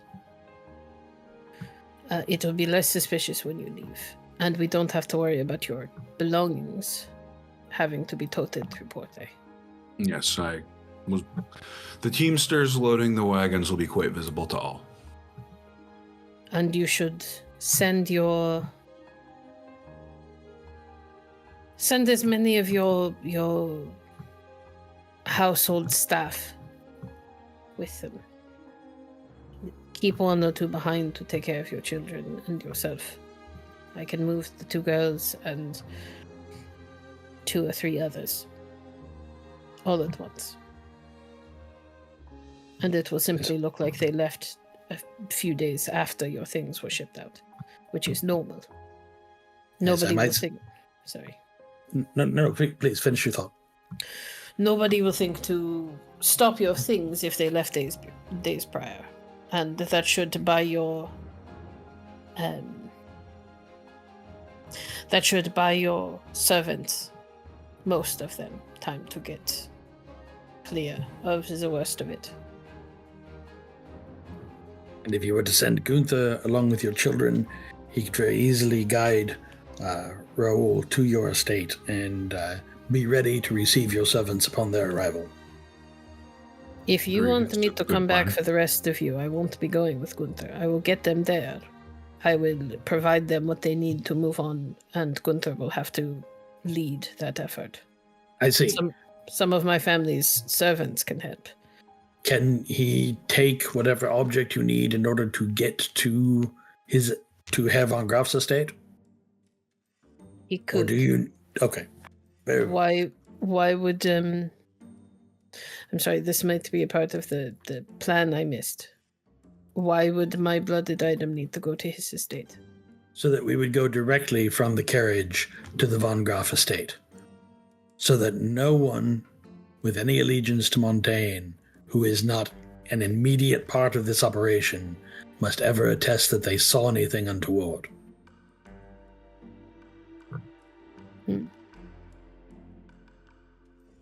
And what about the Imperatrix?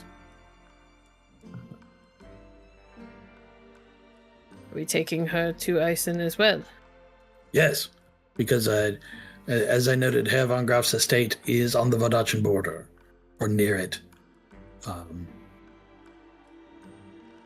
the Caligari lands, their physical lands. The island, of course, is at the far end of the country, but their physical lands are somewhat to the north. Not directly north. That's the Mondavi, but fairly close. All right. Very well. I can send a blooded item with Gunther, but I don't know if it'll be there. I don't know if they'll get there by the time all of this happens. Well, we will have to hope. If it doesn't, then we will land somewhere between your estate and theirs, and we'll have to hoof it the rest of the way. Well, either way, the Imperatrix will never be on your estate, which I think would be the correct way to do this. Indeed. The objection, or the objective, that is to sustain a situation where she is seen by as few people as would immediately recognize her as possible. I don't think most of our servants would recognize her, but I take your meaning. Most of our servants at that estate are Isenborn. And he'll kind of glance over at Heinrich. We didn't kick everyone off the lands when we took them over.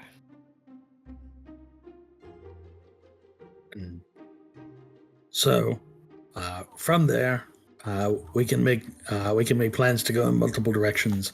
I have contacts in Freiburg, but as noted, it may be safest to try and get her back to her family. But I imagine she may have some opinions on that matter as well, so we may give her a chance to weigh in before we make decisions for her. I think we should have a plan whether she wants to follow it or not. Yes. She reached out for help. She hasn't had time to make arrangements, and I can make sure that there are people who can take her the rest of the way. I can also skip the ride back to Isen if needs be. I've got other ways to get out of the country. Simply that we are putting the cart before the horse. The plan to steal the Imperatrix away in disguise, sneak to the palace, change her outfit, and then return. It will be delightful if it works out as intended. We should prepare contingencies if it does not. If she cannot leave the Emperor's side, we may have to distract him or create an incident. If we cannot get her attention, we will have to find a specific way to do that. She was attended by a dozen servants when she came to our party. What is the best way to avoid them?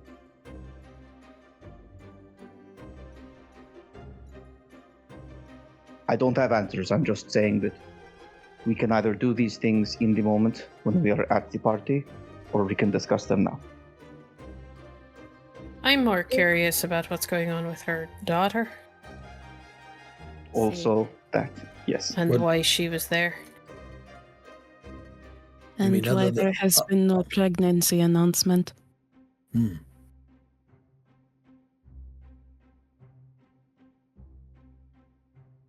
Well, I think those are problems for other people or for another day.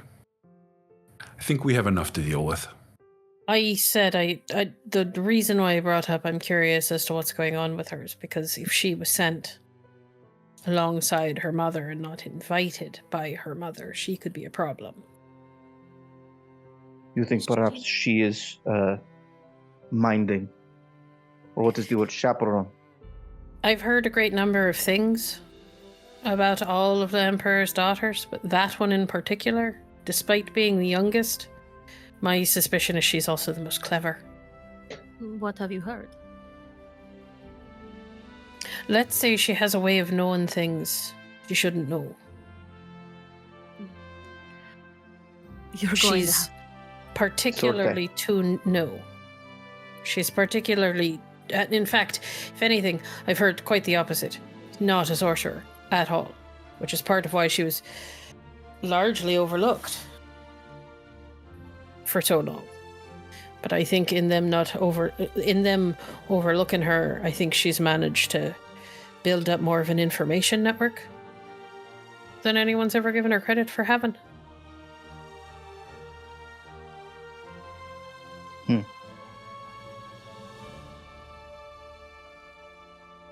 If we were to do this, then we should perhaps avoid her as best we can.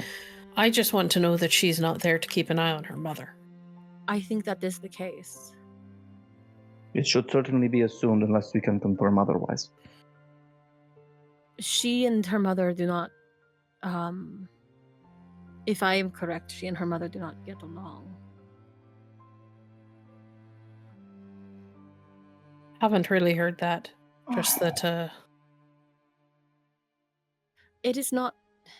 It is harder to explain than that. There is something between them that is not good. The red thread. Mm-hmm. Right. We were talking about that. Explain this whole gold thread, red thread thing. Lucia pinches the bridge of her nose for a moment.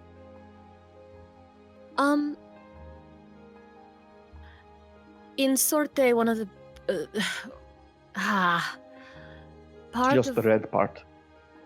Part of what we do is see the relationships between others. We all know this. It manifests in 4 colors of thread: red, yellow, green, blue. Something new has happened, which is this gold thread. The rest of you remember this, yes? Yes. The curse. Raoul kind of looks at you like, no, but continue. I can explain it to you over more wine later. The gold thread is new, and I have not heard anyone speak of it. I have not heard of it until the music happened, and the music happening is not a thing that I can even explain nor experiment with, because every time I do, you get mad at me. Lucia. See. The point. The gold thread wraps itself around the Empress, from us to her, and somewhat to her daughter, but more importantly, it turns red at her daughter. So it's not a separate thread? No, and it does to me... Does it touch her daughter? I'm trying to remember. I think where Out her... of character, no, it stopped. No, it does not. It doesn't. It just stops. That is interesting. If it stops at her and doesn't touch her, maybe it's not a relationship hint? It's maybe how she feels about her daughter.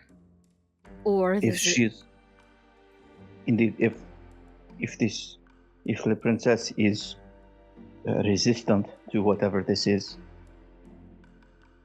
perhaps she could be useful, but not, I think, today. There are people whom you cannot see their threads. They are blinding, but that was not the case here, although I did not get the chance to look because I was,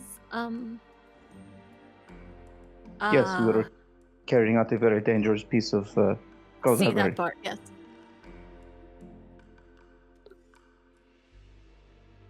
It was a nice dance. Lucia blushes. See.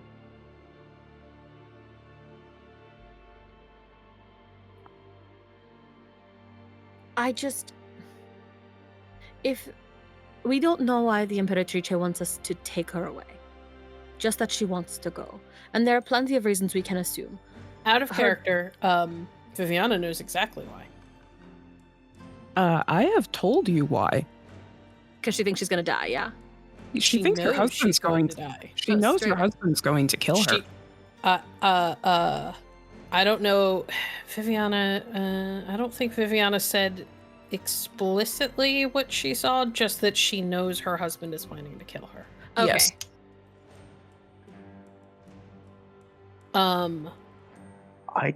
don't know if we've got specifically that. I think it was she is in danger from him, but that she Yeah. knows he has a concrete plan has not been passed on.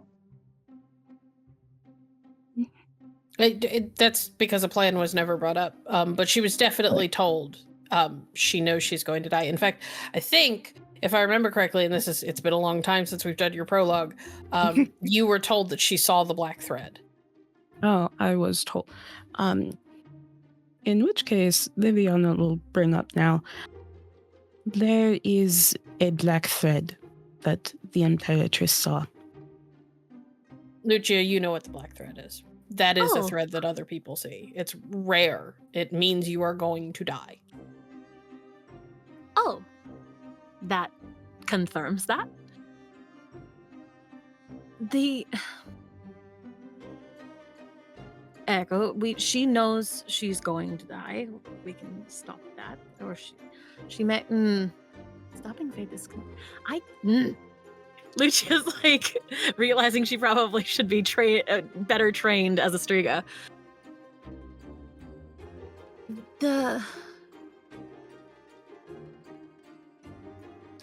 Between the gold thread becoming red and knowing that she knows that she's under threat,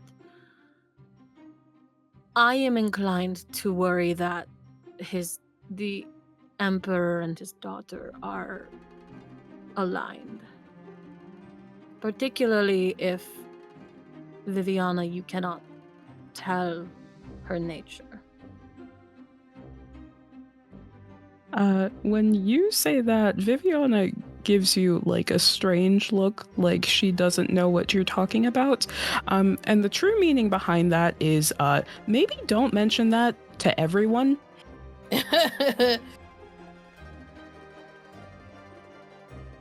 Well, it's out now. I didn't say it. I was very careful not to say like, oh yeah, you can see people magically. I'm just saying. What do you mean her nature? Viviana is a courtesan. She reads people. Insight check. Wit's cold read versus wit's sincerity. So that's a 31. 31. Oh wow! Oh, No, I'm wow. spending the drama die. Don't you dare. I'm You can spending both it. If you spend do, drama I die. will. If you do, I will. And then they both go to BP. We both only. I only have two. Oh, I don't get to keep them. I'm spending it. This isn't combat. I'm This is a spending it. waste. I cannot. Refuse to be somewhat clever and still have to let that secret come out, even though Alexander also already knows. Alexander also, however, is a grown-ass man who knows how to keep his mouth shut. All right. Spend your You need, drama die, Lucia. you need 5 or better? Fuck my life. No. No, Okay. A 4 I'm at 30. or better. That's a 30 versus a 30. 31. I'm at 30. Oh, Yeah, but it rolls to the nearest 5, so rounds to the nearest 5. So unless OT wants to spend another drama die. I'll do it. I'll waste all my drama dice. I'll just have to do something really stupid later. Because that's different from normal how. Shush. you see Alonso narrow his eyes, and he's looking at Lucia. I think he knows something's a little off there, but now is not the time to press it. You have the suspicion, because you both hit 30, you have the suspicion that there's something up, but you don't know what it is, and it could just be you being paranoid. You've had a weird couple of days. Yeah, I also don't have the social capital in this group to go throwing accusations right now. That's fair. Yeah, I know. Perhaps what we might do is if Herr von Graf at this event could press upon his fiancée to introduce him to Princess Dominique, because he's looking for more women of breeding to perhaps befriend his growing daughters. that might give us an opportunity to draw her away from her mother, because at some level we're going to have to trust, even if we're able to make some sort of conversation, some communication with the Empress, she's going to have to do some of this herself. We cannot do it all. There are too many elements within this we cannot control. We can certainly try. I can certainly try.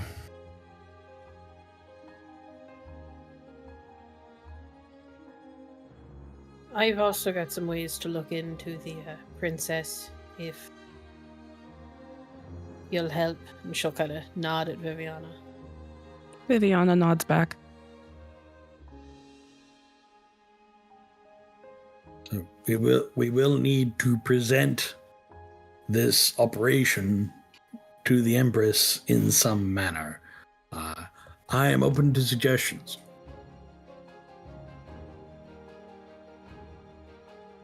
I thought Correct we were me if going to draw her aside at the party. Correct me if I'm wrong, but I seem to remember you having a quiet word. She'll look over at Viviana. With the Empress at the party? I did.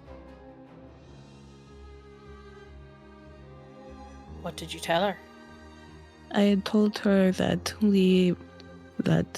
her plea for help had been heard, and that she should send invitations to Ervan Graf and his associates. Well, then it Then sounds like she already knows this is coming. She might not know exactly what it is, but she doesn't have to. Now, the only thing she needs to be made aware of is that she will need to put herself somewhere where the switch can be made.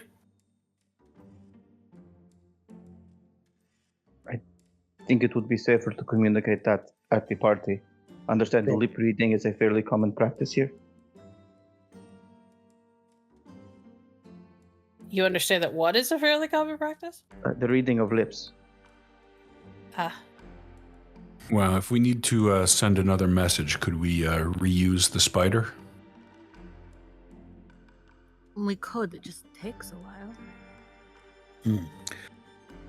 Well, we don't know how much time we have because we haven't received an invitation yet.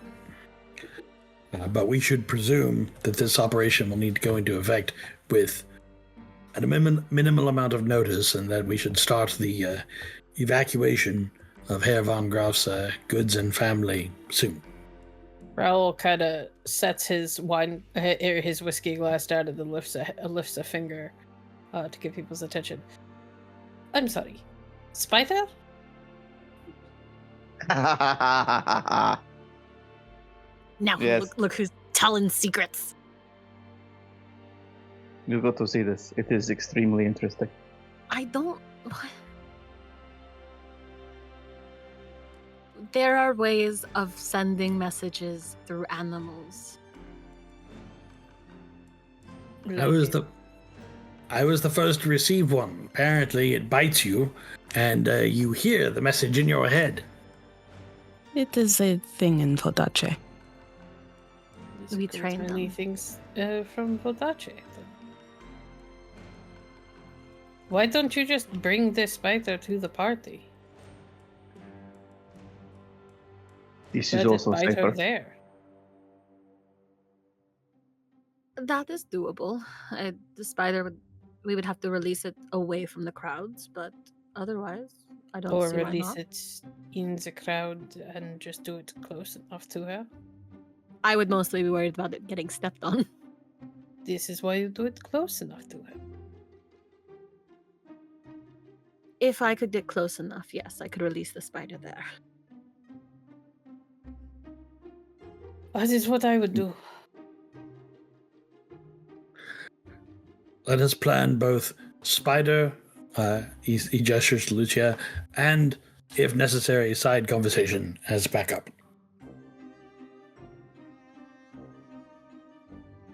We will endeavor to engage the princess in conversation in order to give her mother time to absent herself from the party with a minimal amount of supervision.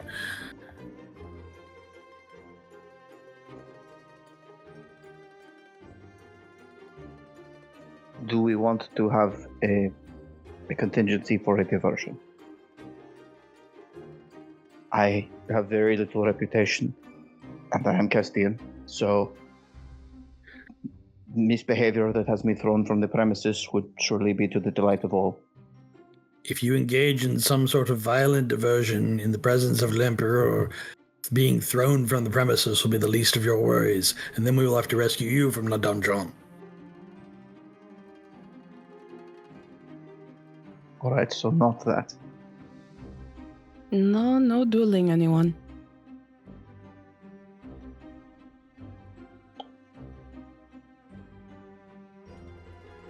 Fear not, you may well be required to use your sword, because as you pass through the royal apartments with these two ladies, you may very well encounter people who cannot be left to have seen you there.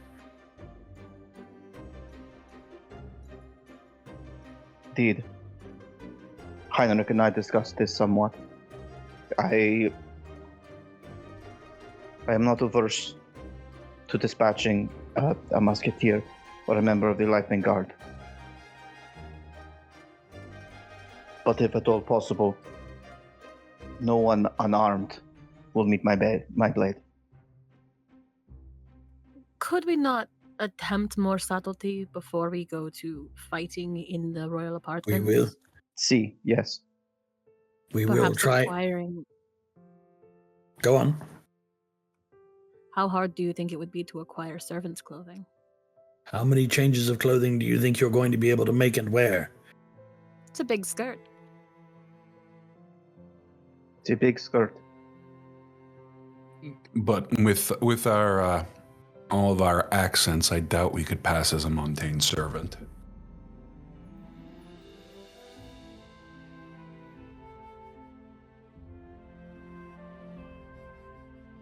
Well, I would There are- offer, but you need someone to drive the getaway carriage.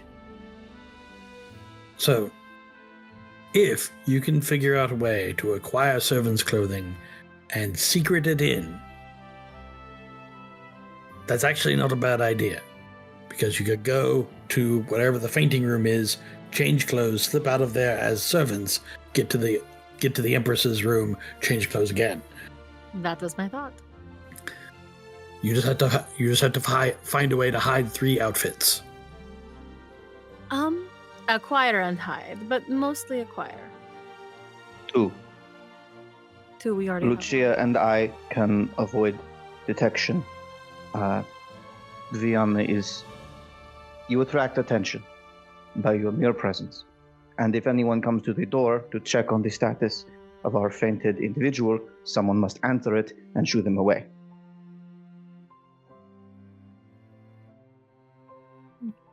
See? See? I will want you to weigh that against the possibility that one of you is going to have to talk your way past someone.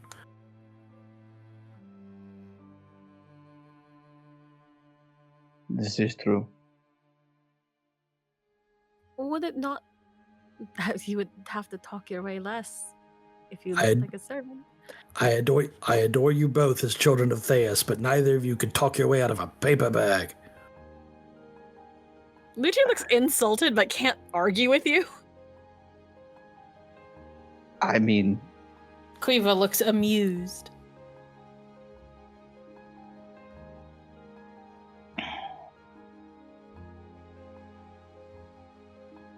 very well. 3 then.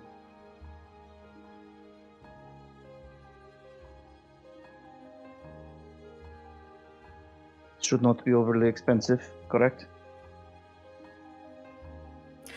Unless you want to seduce a servant in the middle of the party and just borrow their clothes. No. Well, at least we know there are limits. Wow. Viviana, like her lips upturned, she tries not to just outright start laughing. Both Quiva and Raoul immediately take long drinks.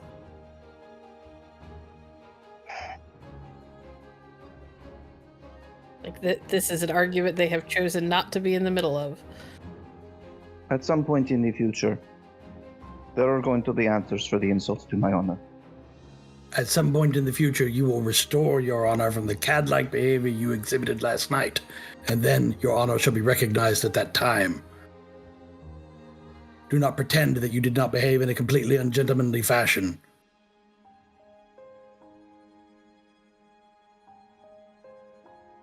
She wished to dance, so we danced. Then I spoke to the other girl. We are not going to argue about Alonso being a cad right now. This is not the time.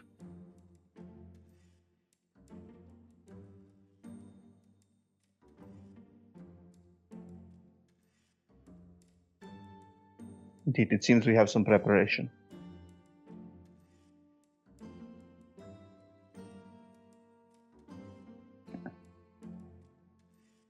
Shall we proceed? Unless there are any other suggestions or ideas, we shall.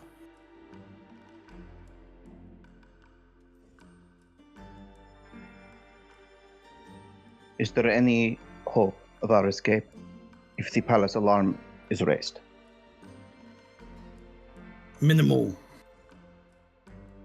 If we end up having to flee for our lives, our best hope is for Quiva to bring the carriage as close as she can to the main gate and for us to run there. Because we will need to engage whoever's at the gate and open it.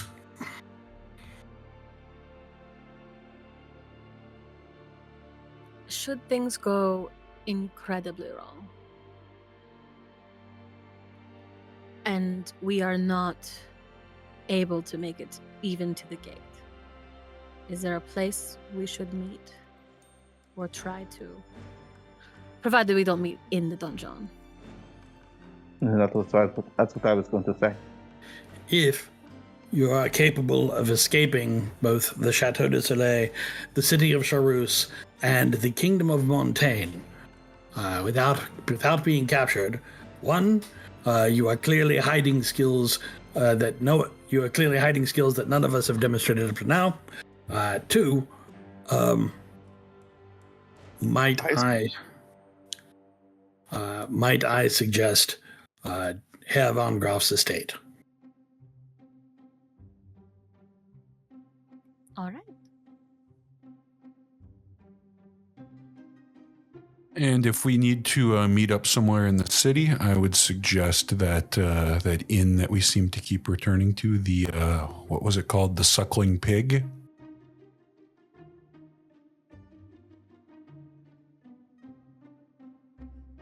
Sure. Sure. No? It is not that this is a problem immediately, considering all the other problems we have, but the people who are looking for me do know I was there.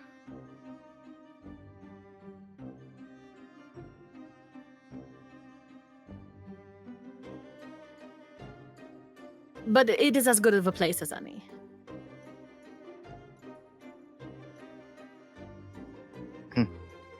Perhaps we can encounter them while the musketeers find us, and all get arrested together. Huzzah.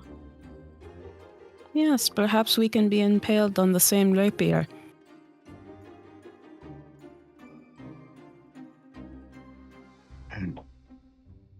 Very well. We have work to do. Let us see to it. Alonso leaves the room quickly.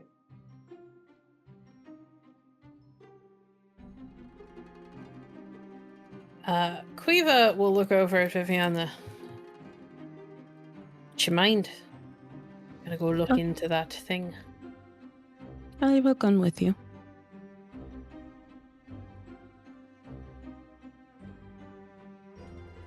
She will stand up, polish off her whiskey, and put the glass down.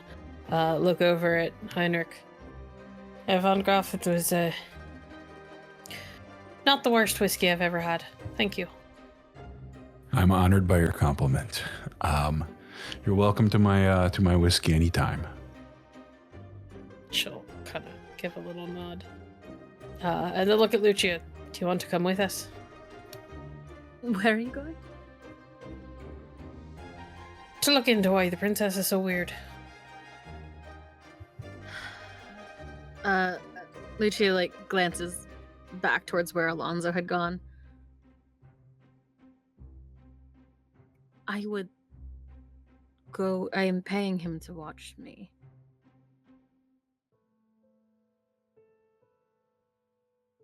Well, he's the one who stomped off in a huff.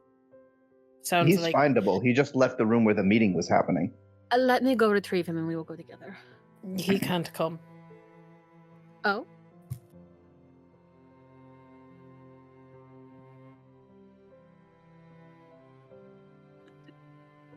Viviana sighs. She also says, I have been meaning to speak to Alonso for some time.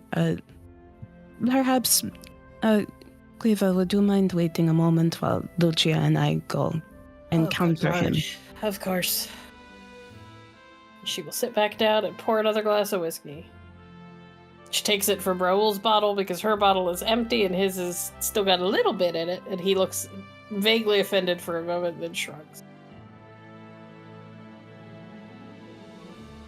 Let's go. Thank you for your patience, Cleva. We troop upstairs.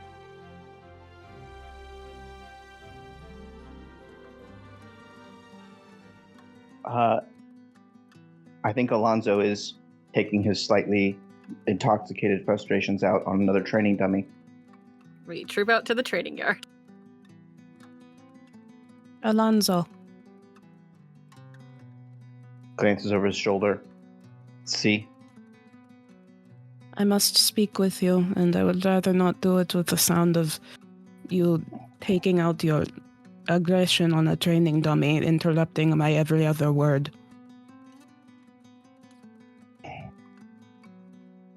Stops, wings the sword. Say your piece.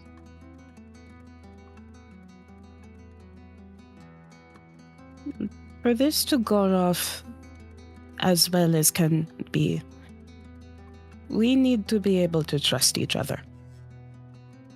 I have given my word. You may not value it, but I do. If you do what you say, and I do what I say, we will succeed, or we will die. It will be no more your fault than mine. Is that all? Viviana does not roll her eyes, but comes closer. She stays at a respectable distance, just closer. And she says, Alonso, I am sorry that I impugned your honor. You have to understand that what you revealed, the people you are connected to, was... It felt almost like a breach of trust. Was it He shocking? Yes, it was shocking. And the fact that the letter had gone missing and who it might have ended up with, it was shocking. And I was angry. Incredibly angry. Because I thought that I had foolishly put my trust in somebody who didn't value it. And I have learned, and as someone who is brought up in Vodace, one of the first lessons I learned was that you have to be very careful who you trust. It has been hard for me to extend trust to everyone in this group, but I have. Even though there's a part of me that screams that I should never trust anyone ever. And when you told me that you were connected in any way to those people, I felt like I had been betrayed. Now, he steps a little closer. Now you know how I felt. when I learned Lucia was a sorceress.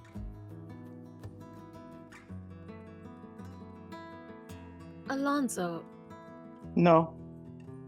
It is very similar. You have described it quite well. Don't trust everyone connected to a greater power that is most certainly a threat to you. Do you trust these people? Do you want to? Do you kill them immediately? We are very much alike. We are. So, I have put aside my misgivings. On the contrary, I have sworn to protect Lucia.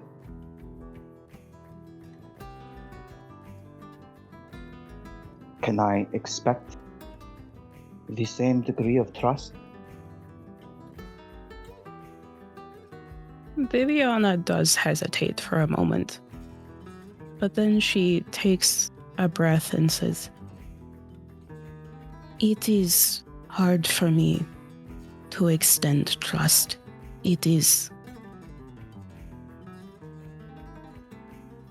The last time I trusted people, and I trusted people not even with my entire heart.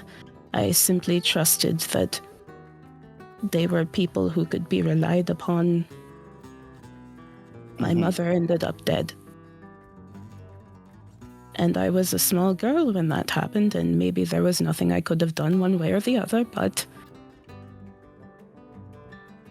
that moment changed something in me. Well, I am sorry for your loss. And when you feel that you can, No, continue this Alonso, conversation. Alonso, I can trust you. You didn't let me finish. As I said, it is hard, and there's parts of me that say I shouldn't, but I do trust you. I trust you with my life.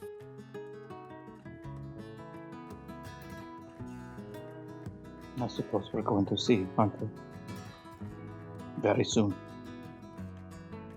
We shall see indeed.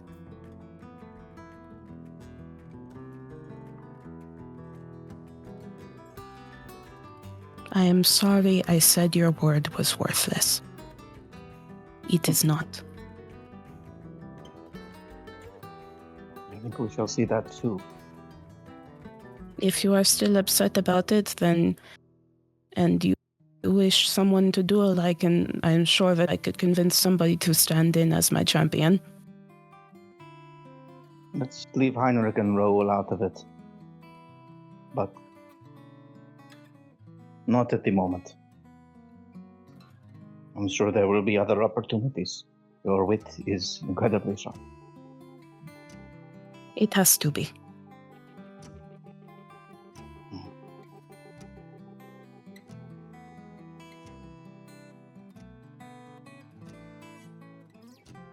Thank you for agreeing to speak with me, Alonso. Certainly. Well, good day. Well, Lucia, we shouldn't keep Guiva waiting for much longer. Echo.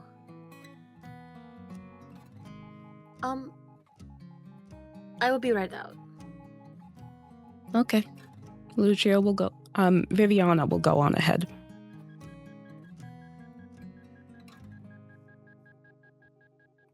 Alonso?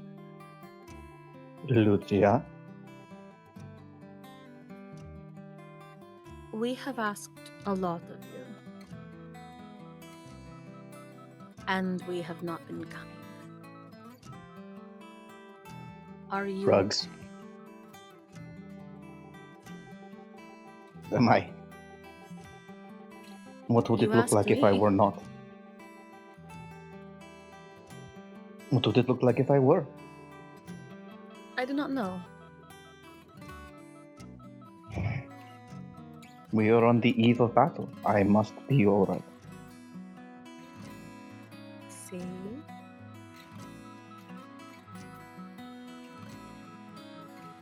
We have put a lot of trust in each other, but we do not know each other very well.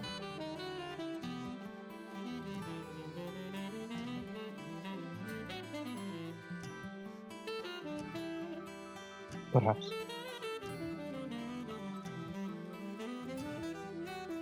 Perhaps it is for the best.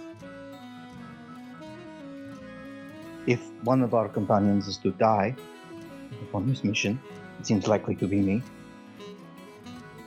You will not be so sad if you don't know where I came from.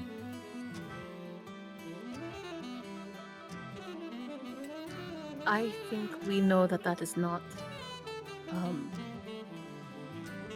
true.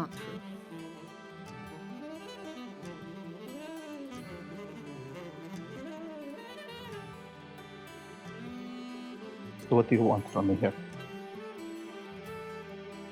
I genuinely want to know if you are doing well. And all I can tell you is that I will do what I have said. More than that, I cannot tell. We are on an eve of battle, yes. So it would seem. I want to be able to help you, and I want to support whatever you are doing in all of this. And You want to will help? not let me. Do you want to help me? He'll I step do. up, place his hands gently on like the outsides of her shoulders and say, when we are doing this, don't get distracted. I don't intend to, but there are other ways to help, and I want to respect I want to respect your wishes.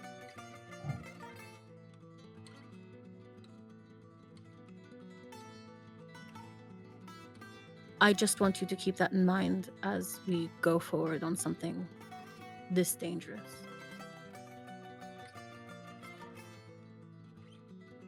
I will. Actually, you want to help me right now? Sure. Give me a couple of coins so I can leave this house and procure the outfits for our disguises. Give me something to do. See, and she'll pull a couple coins out of her purse. Gracias. Or merci, as they say in this country. Prego. And she'll go. All right. Back inside. There continued to be some drinking. Does Alexander speak Kimry? Yes, he does. Then I'm going to take a small liberty and say that Quiva and Alexander were conversing about the state of things in Avalon and kind of light topics. They're not getting too in depth, but they're doing it in Kimry. Alexander, if Heinrich and Raoul are still there, Alexander would chide her to use a language that everyone can understand. I don't think Raoul is paying any attention. Okay. Even if you guys were speaking a language he could understand, I don't think he looks 1,000 miles away. Is a good way to put it. He has other things on his mind.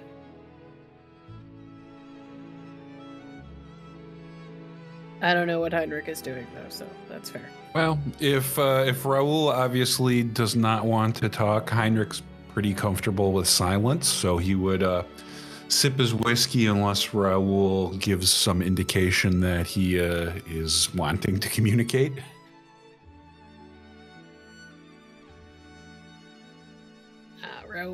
Raoul seems content to be quiet and drink.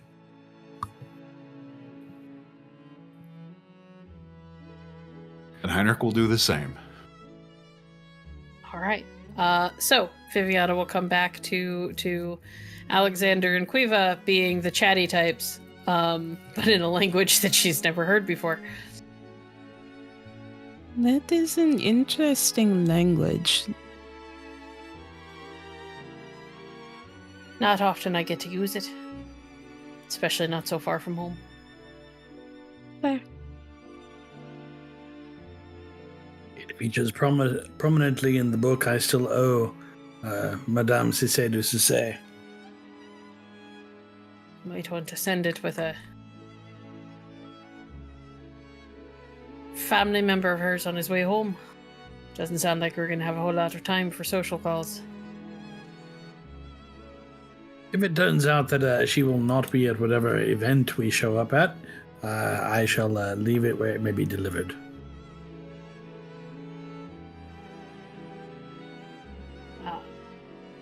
Not too long after, Lucia joins everyone. Are you coming with us? Do you want to stay with the men? I am probably more used to you. All right, if you say so. And she will stand up, shake Alexander's hand, make some quip about looking forward to drinking him under the table later. And we'll be happy to lead the way out unless anyone tries to stop her. All right. You all... the three of you roll out, and it doesn't take long for you to realize that Quiva is leading you back to the chateau.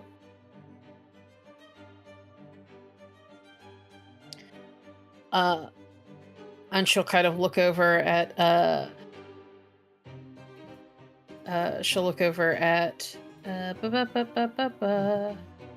Viviana. I don't know why I'm having such a hard time. She'll look over at Viviana. I say we scry on the princess. All right. That could certainly provide some useful information. At the very least, it might give us a better feel for who she is when she's away from prying eyes, so to speak. Assuming that we're watching her at a time where there aren't people around. We will have to see. I have a very stupid idea. Keep going.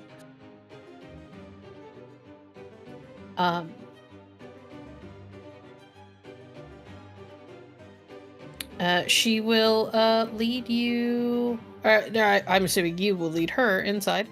Yes. And back up to your room. She will pour the water into the bowl for you.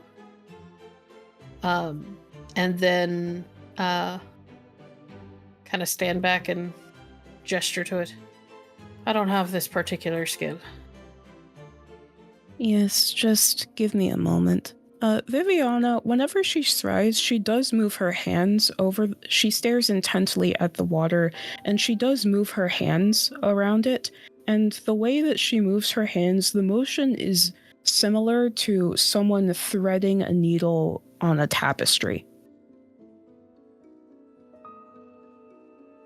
And I will spend a drama die and then roll.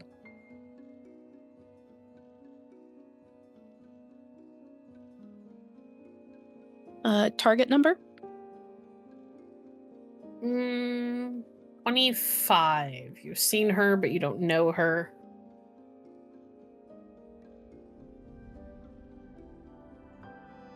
Wow. Well, I'm gonna spend some drama dice. Okay.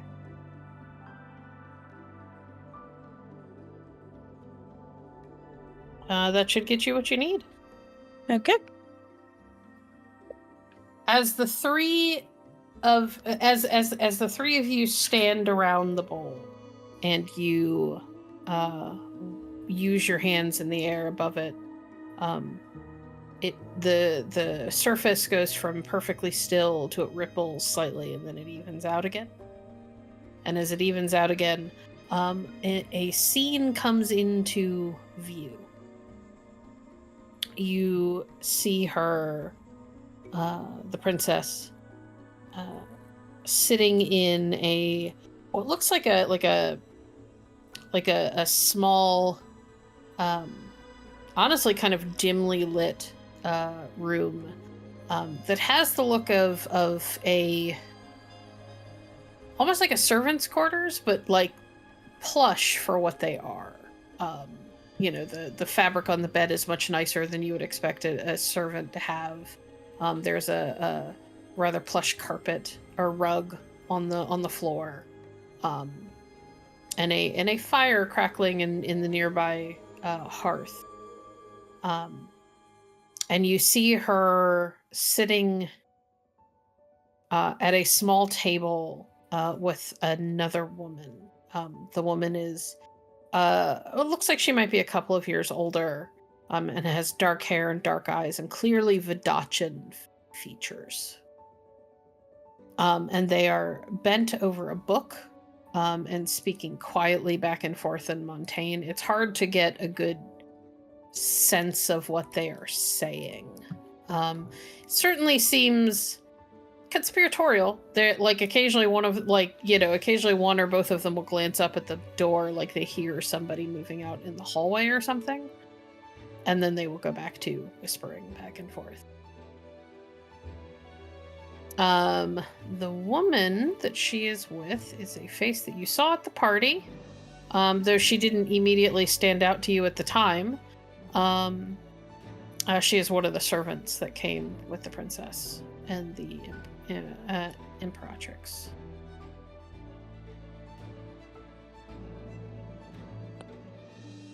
Can I see her threads?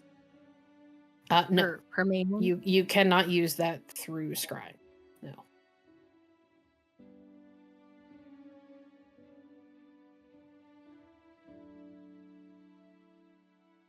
All right. Actually, no. You know what? I will let you try. Give myself a nosebleed. There's not usually a roll for this, is it? You're usually just aware of it? Yeah. Let me look at your sheet. Da-da-da. Lucia.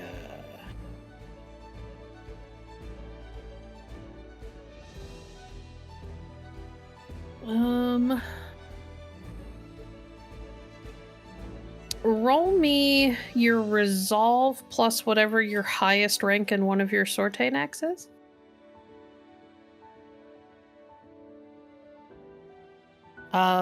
We're gonna look for like a target number 30. Because this is not something that you were accustomed to. Normally you need to see people in person for this to work.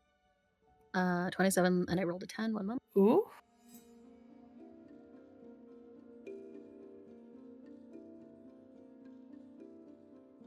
Oh, that's 29. a 29. I have one more drama die left. Oh, God. It's okay. I kind of want to do something really stupid. So later, if you'll tempt me into it. But first, let me do this. This feels important.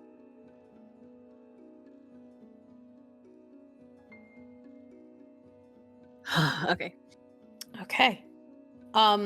What you can see between them, there is a green strand that runs between the two of them. Huh. That's normal. Is it their most... sorry, we're looking at them as, like, this is just their natural, like... This is their own personal thread. This is the most important thread to the two of them at the moment. Interesting. Okay.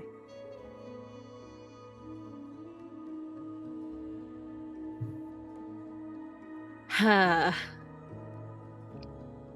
want to do something stupid. What do you want to do? First, I will let the rest of the other two know.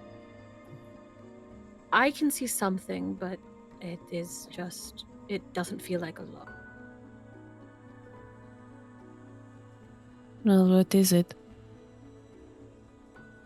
Green is just duty, isn't it? The one passing between them is Duty. Yes. Yeah, I don't have anything here. It's just that she works for her.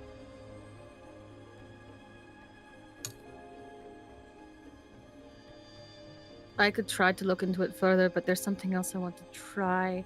It just isn't the most advisable thing. You might as well tell us. I would like to see if I can see if there's a gold thread again. You want to listen for the music? I would like to play it.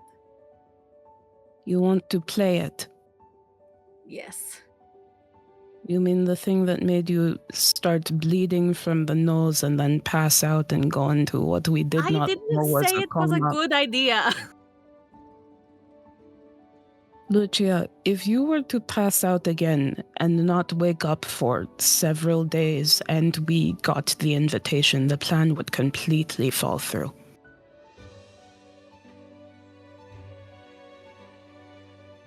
It feels important.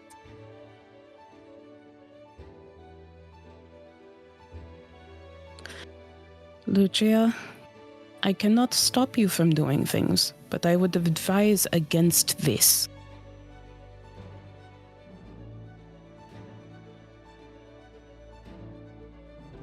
Can I get both of you to roll me wits and... Do you both have scheming? I have scheming. Ooh, I would like you both to roll me wits and scheming. it's not my best stat. Not mine either. It's a target number 15, so... We Okay. are the bad Vidachans.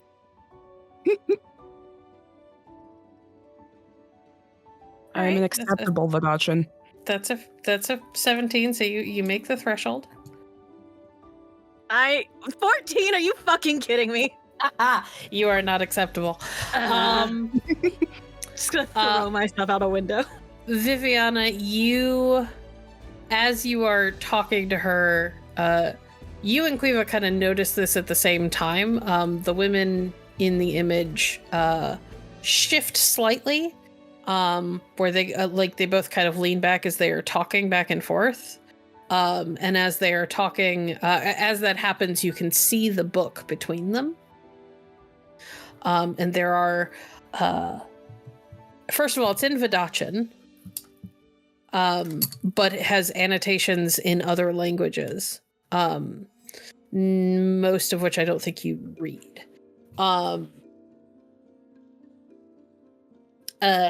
It is clearly, it clearly has, it is clearly, there are annotations on some sort of sorcery. There's clearly some stuff that is pointing towards sorte,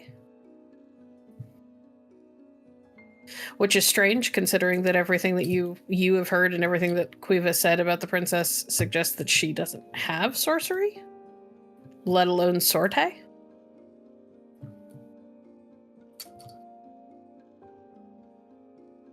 To be clear, it's primarily just talking about sorte and not about anything else. No, there's other stuff in there, but you can't read it all because it's not all in Vidachan. I see. That is strange. Why would she be reading about sorte? I don't know. Who is the other woman? Do we recognize her? She was at the party with the princess. I assume she was one of her servants?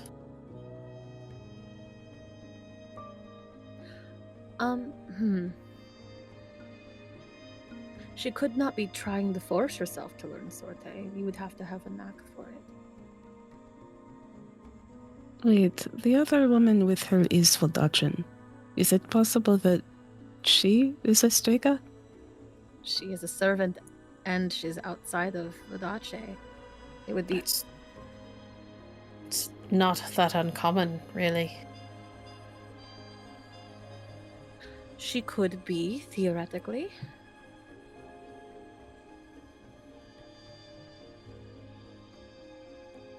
In which case she houses fate with her. What does that do for us? What are they... Can I didn't catch that it was in a bunch of different languages, etc., right?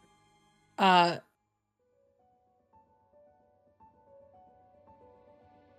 mean, you can look now and you can tell that that there's Vidace and other languages. Now that they're talking about it, you just weren't the one to notice the book because you were so hell-bent on doing this stupid thing.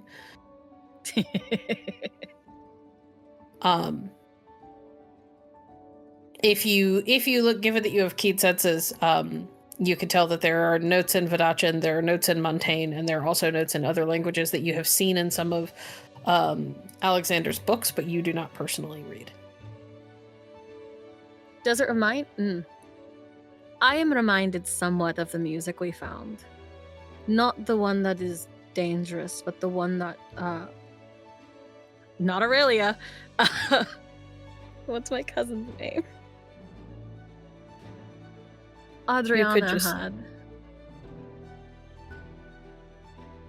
You mean your cousin who we found dead? See, that part. I am only reminded of it because that too had a similar... it was pieced together with other notes, but I do not... It would be a stretch. Can you read the book? I mean, I know you're a Strega, but have you learned how? I can read the Montaigne and the Vidacian parts. Well, what does it say? What does it say? You have keen senses, so I can tell you. Quiva does not, so Quiva can't read it all. What you can get is that it seems to be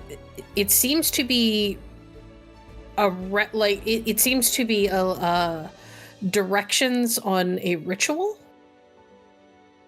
And what you can make out of the notes that are in Montaigne that are kind of written around it seem to be the two of them like expanding on and making notes about the ritual and potentially plans. A ritual? Ritual. Is this anything that I would recognize from the Dilettante? No. Or just knowing about being a Strega? You don't have a cult, do you? Why would I have a cult? Okay. This is not something that you have ever heard of. What you can pick up from the ritual is that it seems to have something to do with transferring sorceress power from one person to another. Huh.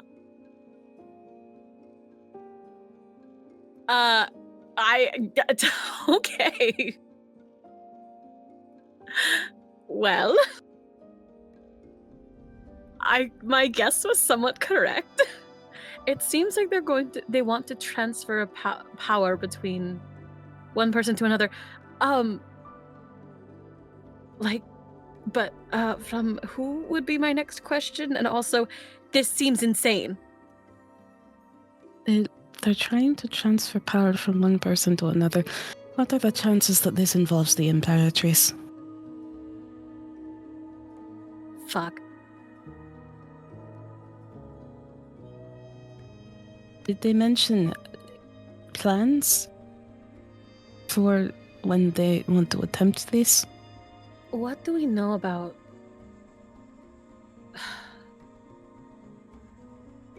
Why would she... I'm trying to understand why she would want... As you two are talking, and almost as if they heard the question that Viviana posed,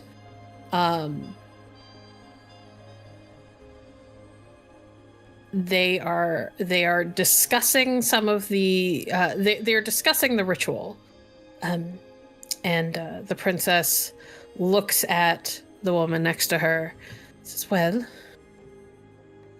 we have 6 months, so we should be able to get our hands on what we need. Yes, will be expensive and not easy to smuggle in, but it is possible.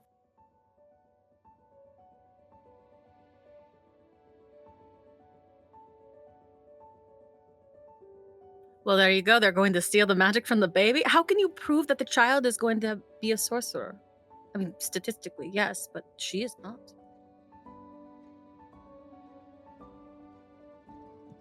They can't hear us, correct? No. No. Okay.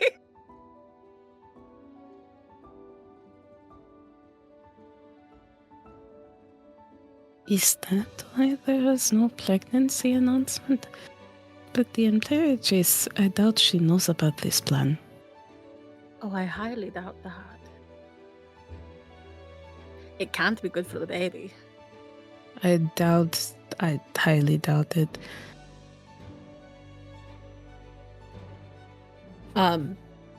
As the two of you are going back and forth, the two women continue to talk a little bit, and then the princess kind of looks up and glances over at what you assume is a window based on where the light is, where the light in the room is coming from. I have to go get ready. There's another party tonight. I have to be ready. I have to go to. You will clean this up, and the woman kind of gives a slow nod. And you watch as the princess leaves, and your sight follows her because she's the one you're scrying on. And as she passes out of the room, I would like Lucia to make me another resolve plus your highest sorcery neck, please.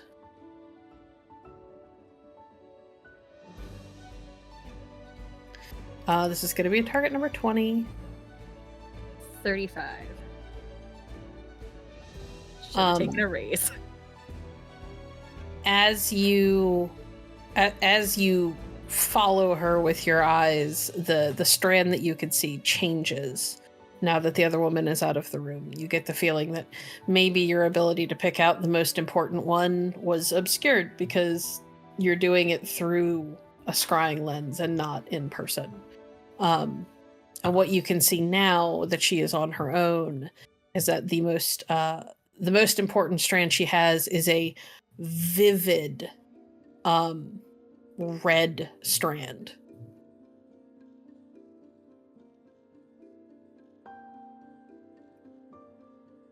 Echo.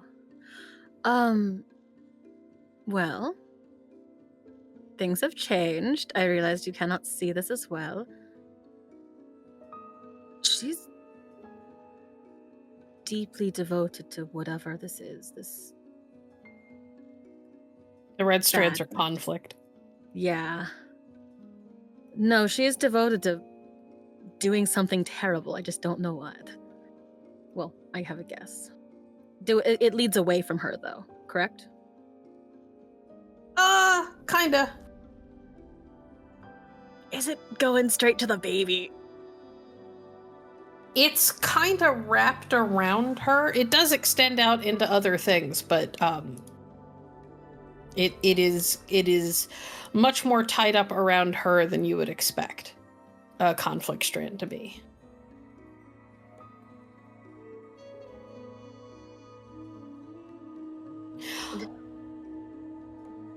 Go ahead. I'll just explain that to the other two. The princess seems... Her most important relationship is with is a conflict one. And my guess is because of the way it is around her, it's not just... It certainly confirms ill intent towards, I would assume, her child. But that is an assumption.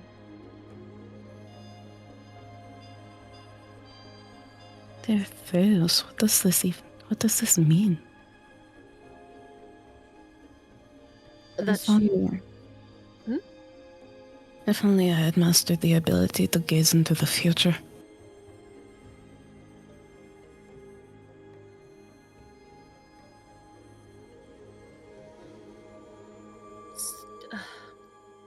As the three of you kind of puzzle this out, the vision that you were having eventually peters out as the power is kind of released over having been looking into it for quite a while. And as the three of you kind of settle in to start discussing it, there is a quiet knock on the door. And one of the servants of the chateau hands Viviana a what you realize is some sort of fancy marked up letter. A duplicate of which is arriving around, arrived at the Von Groff estate probably half an hour, 45 minutes prior.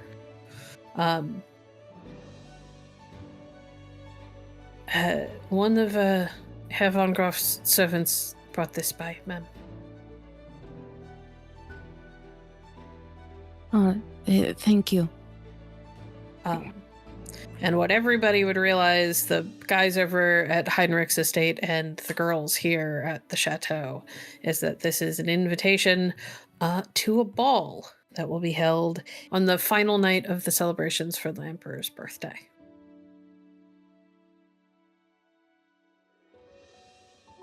And that is where we're going to end it.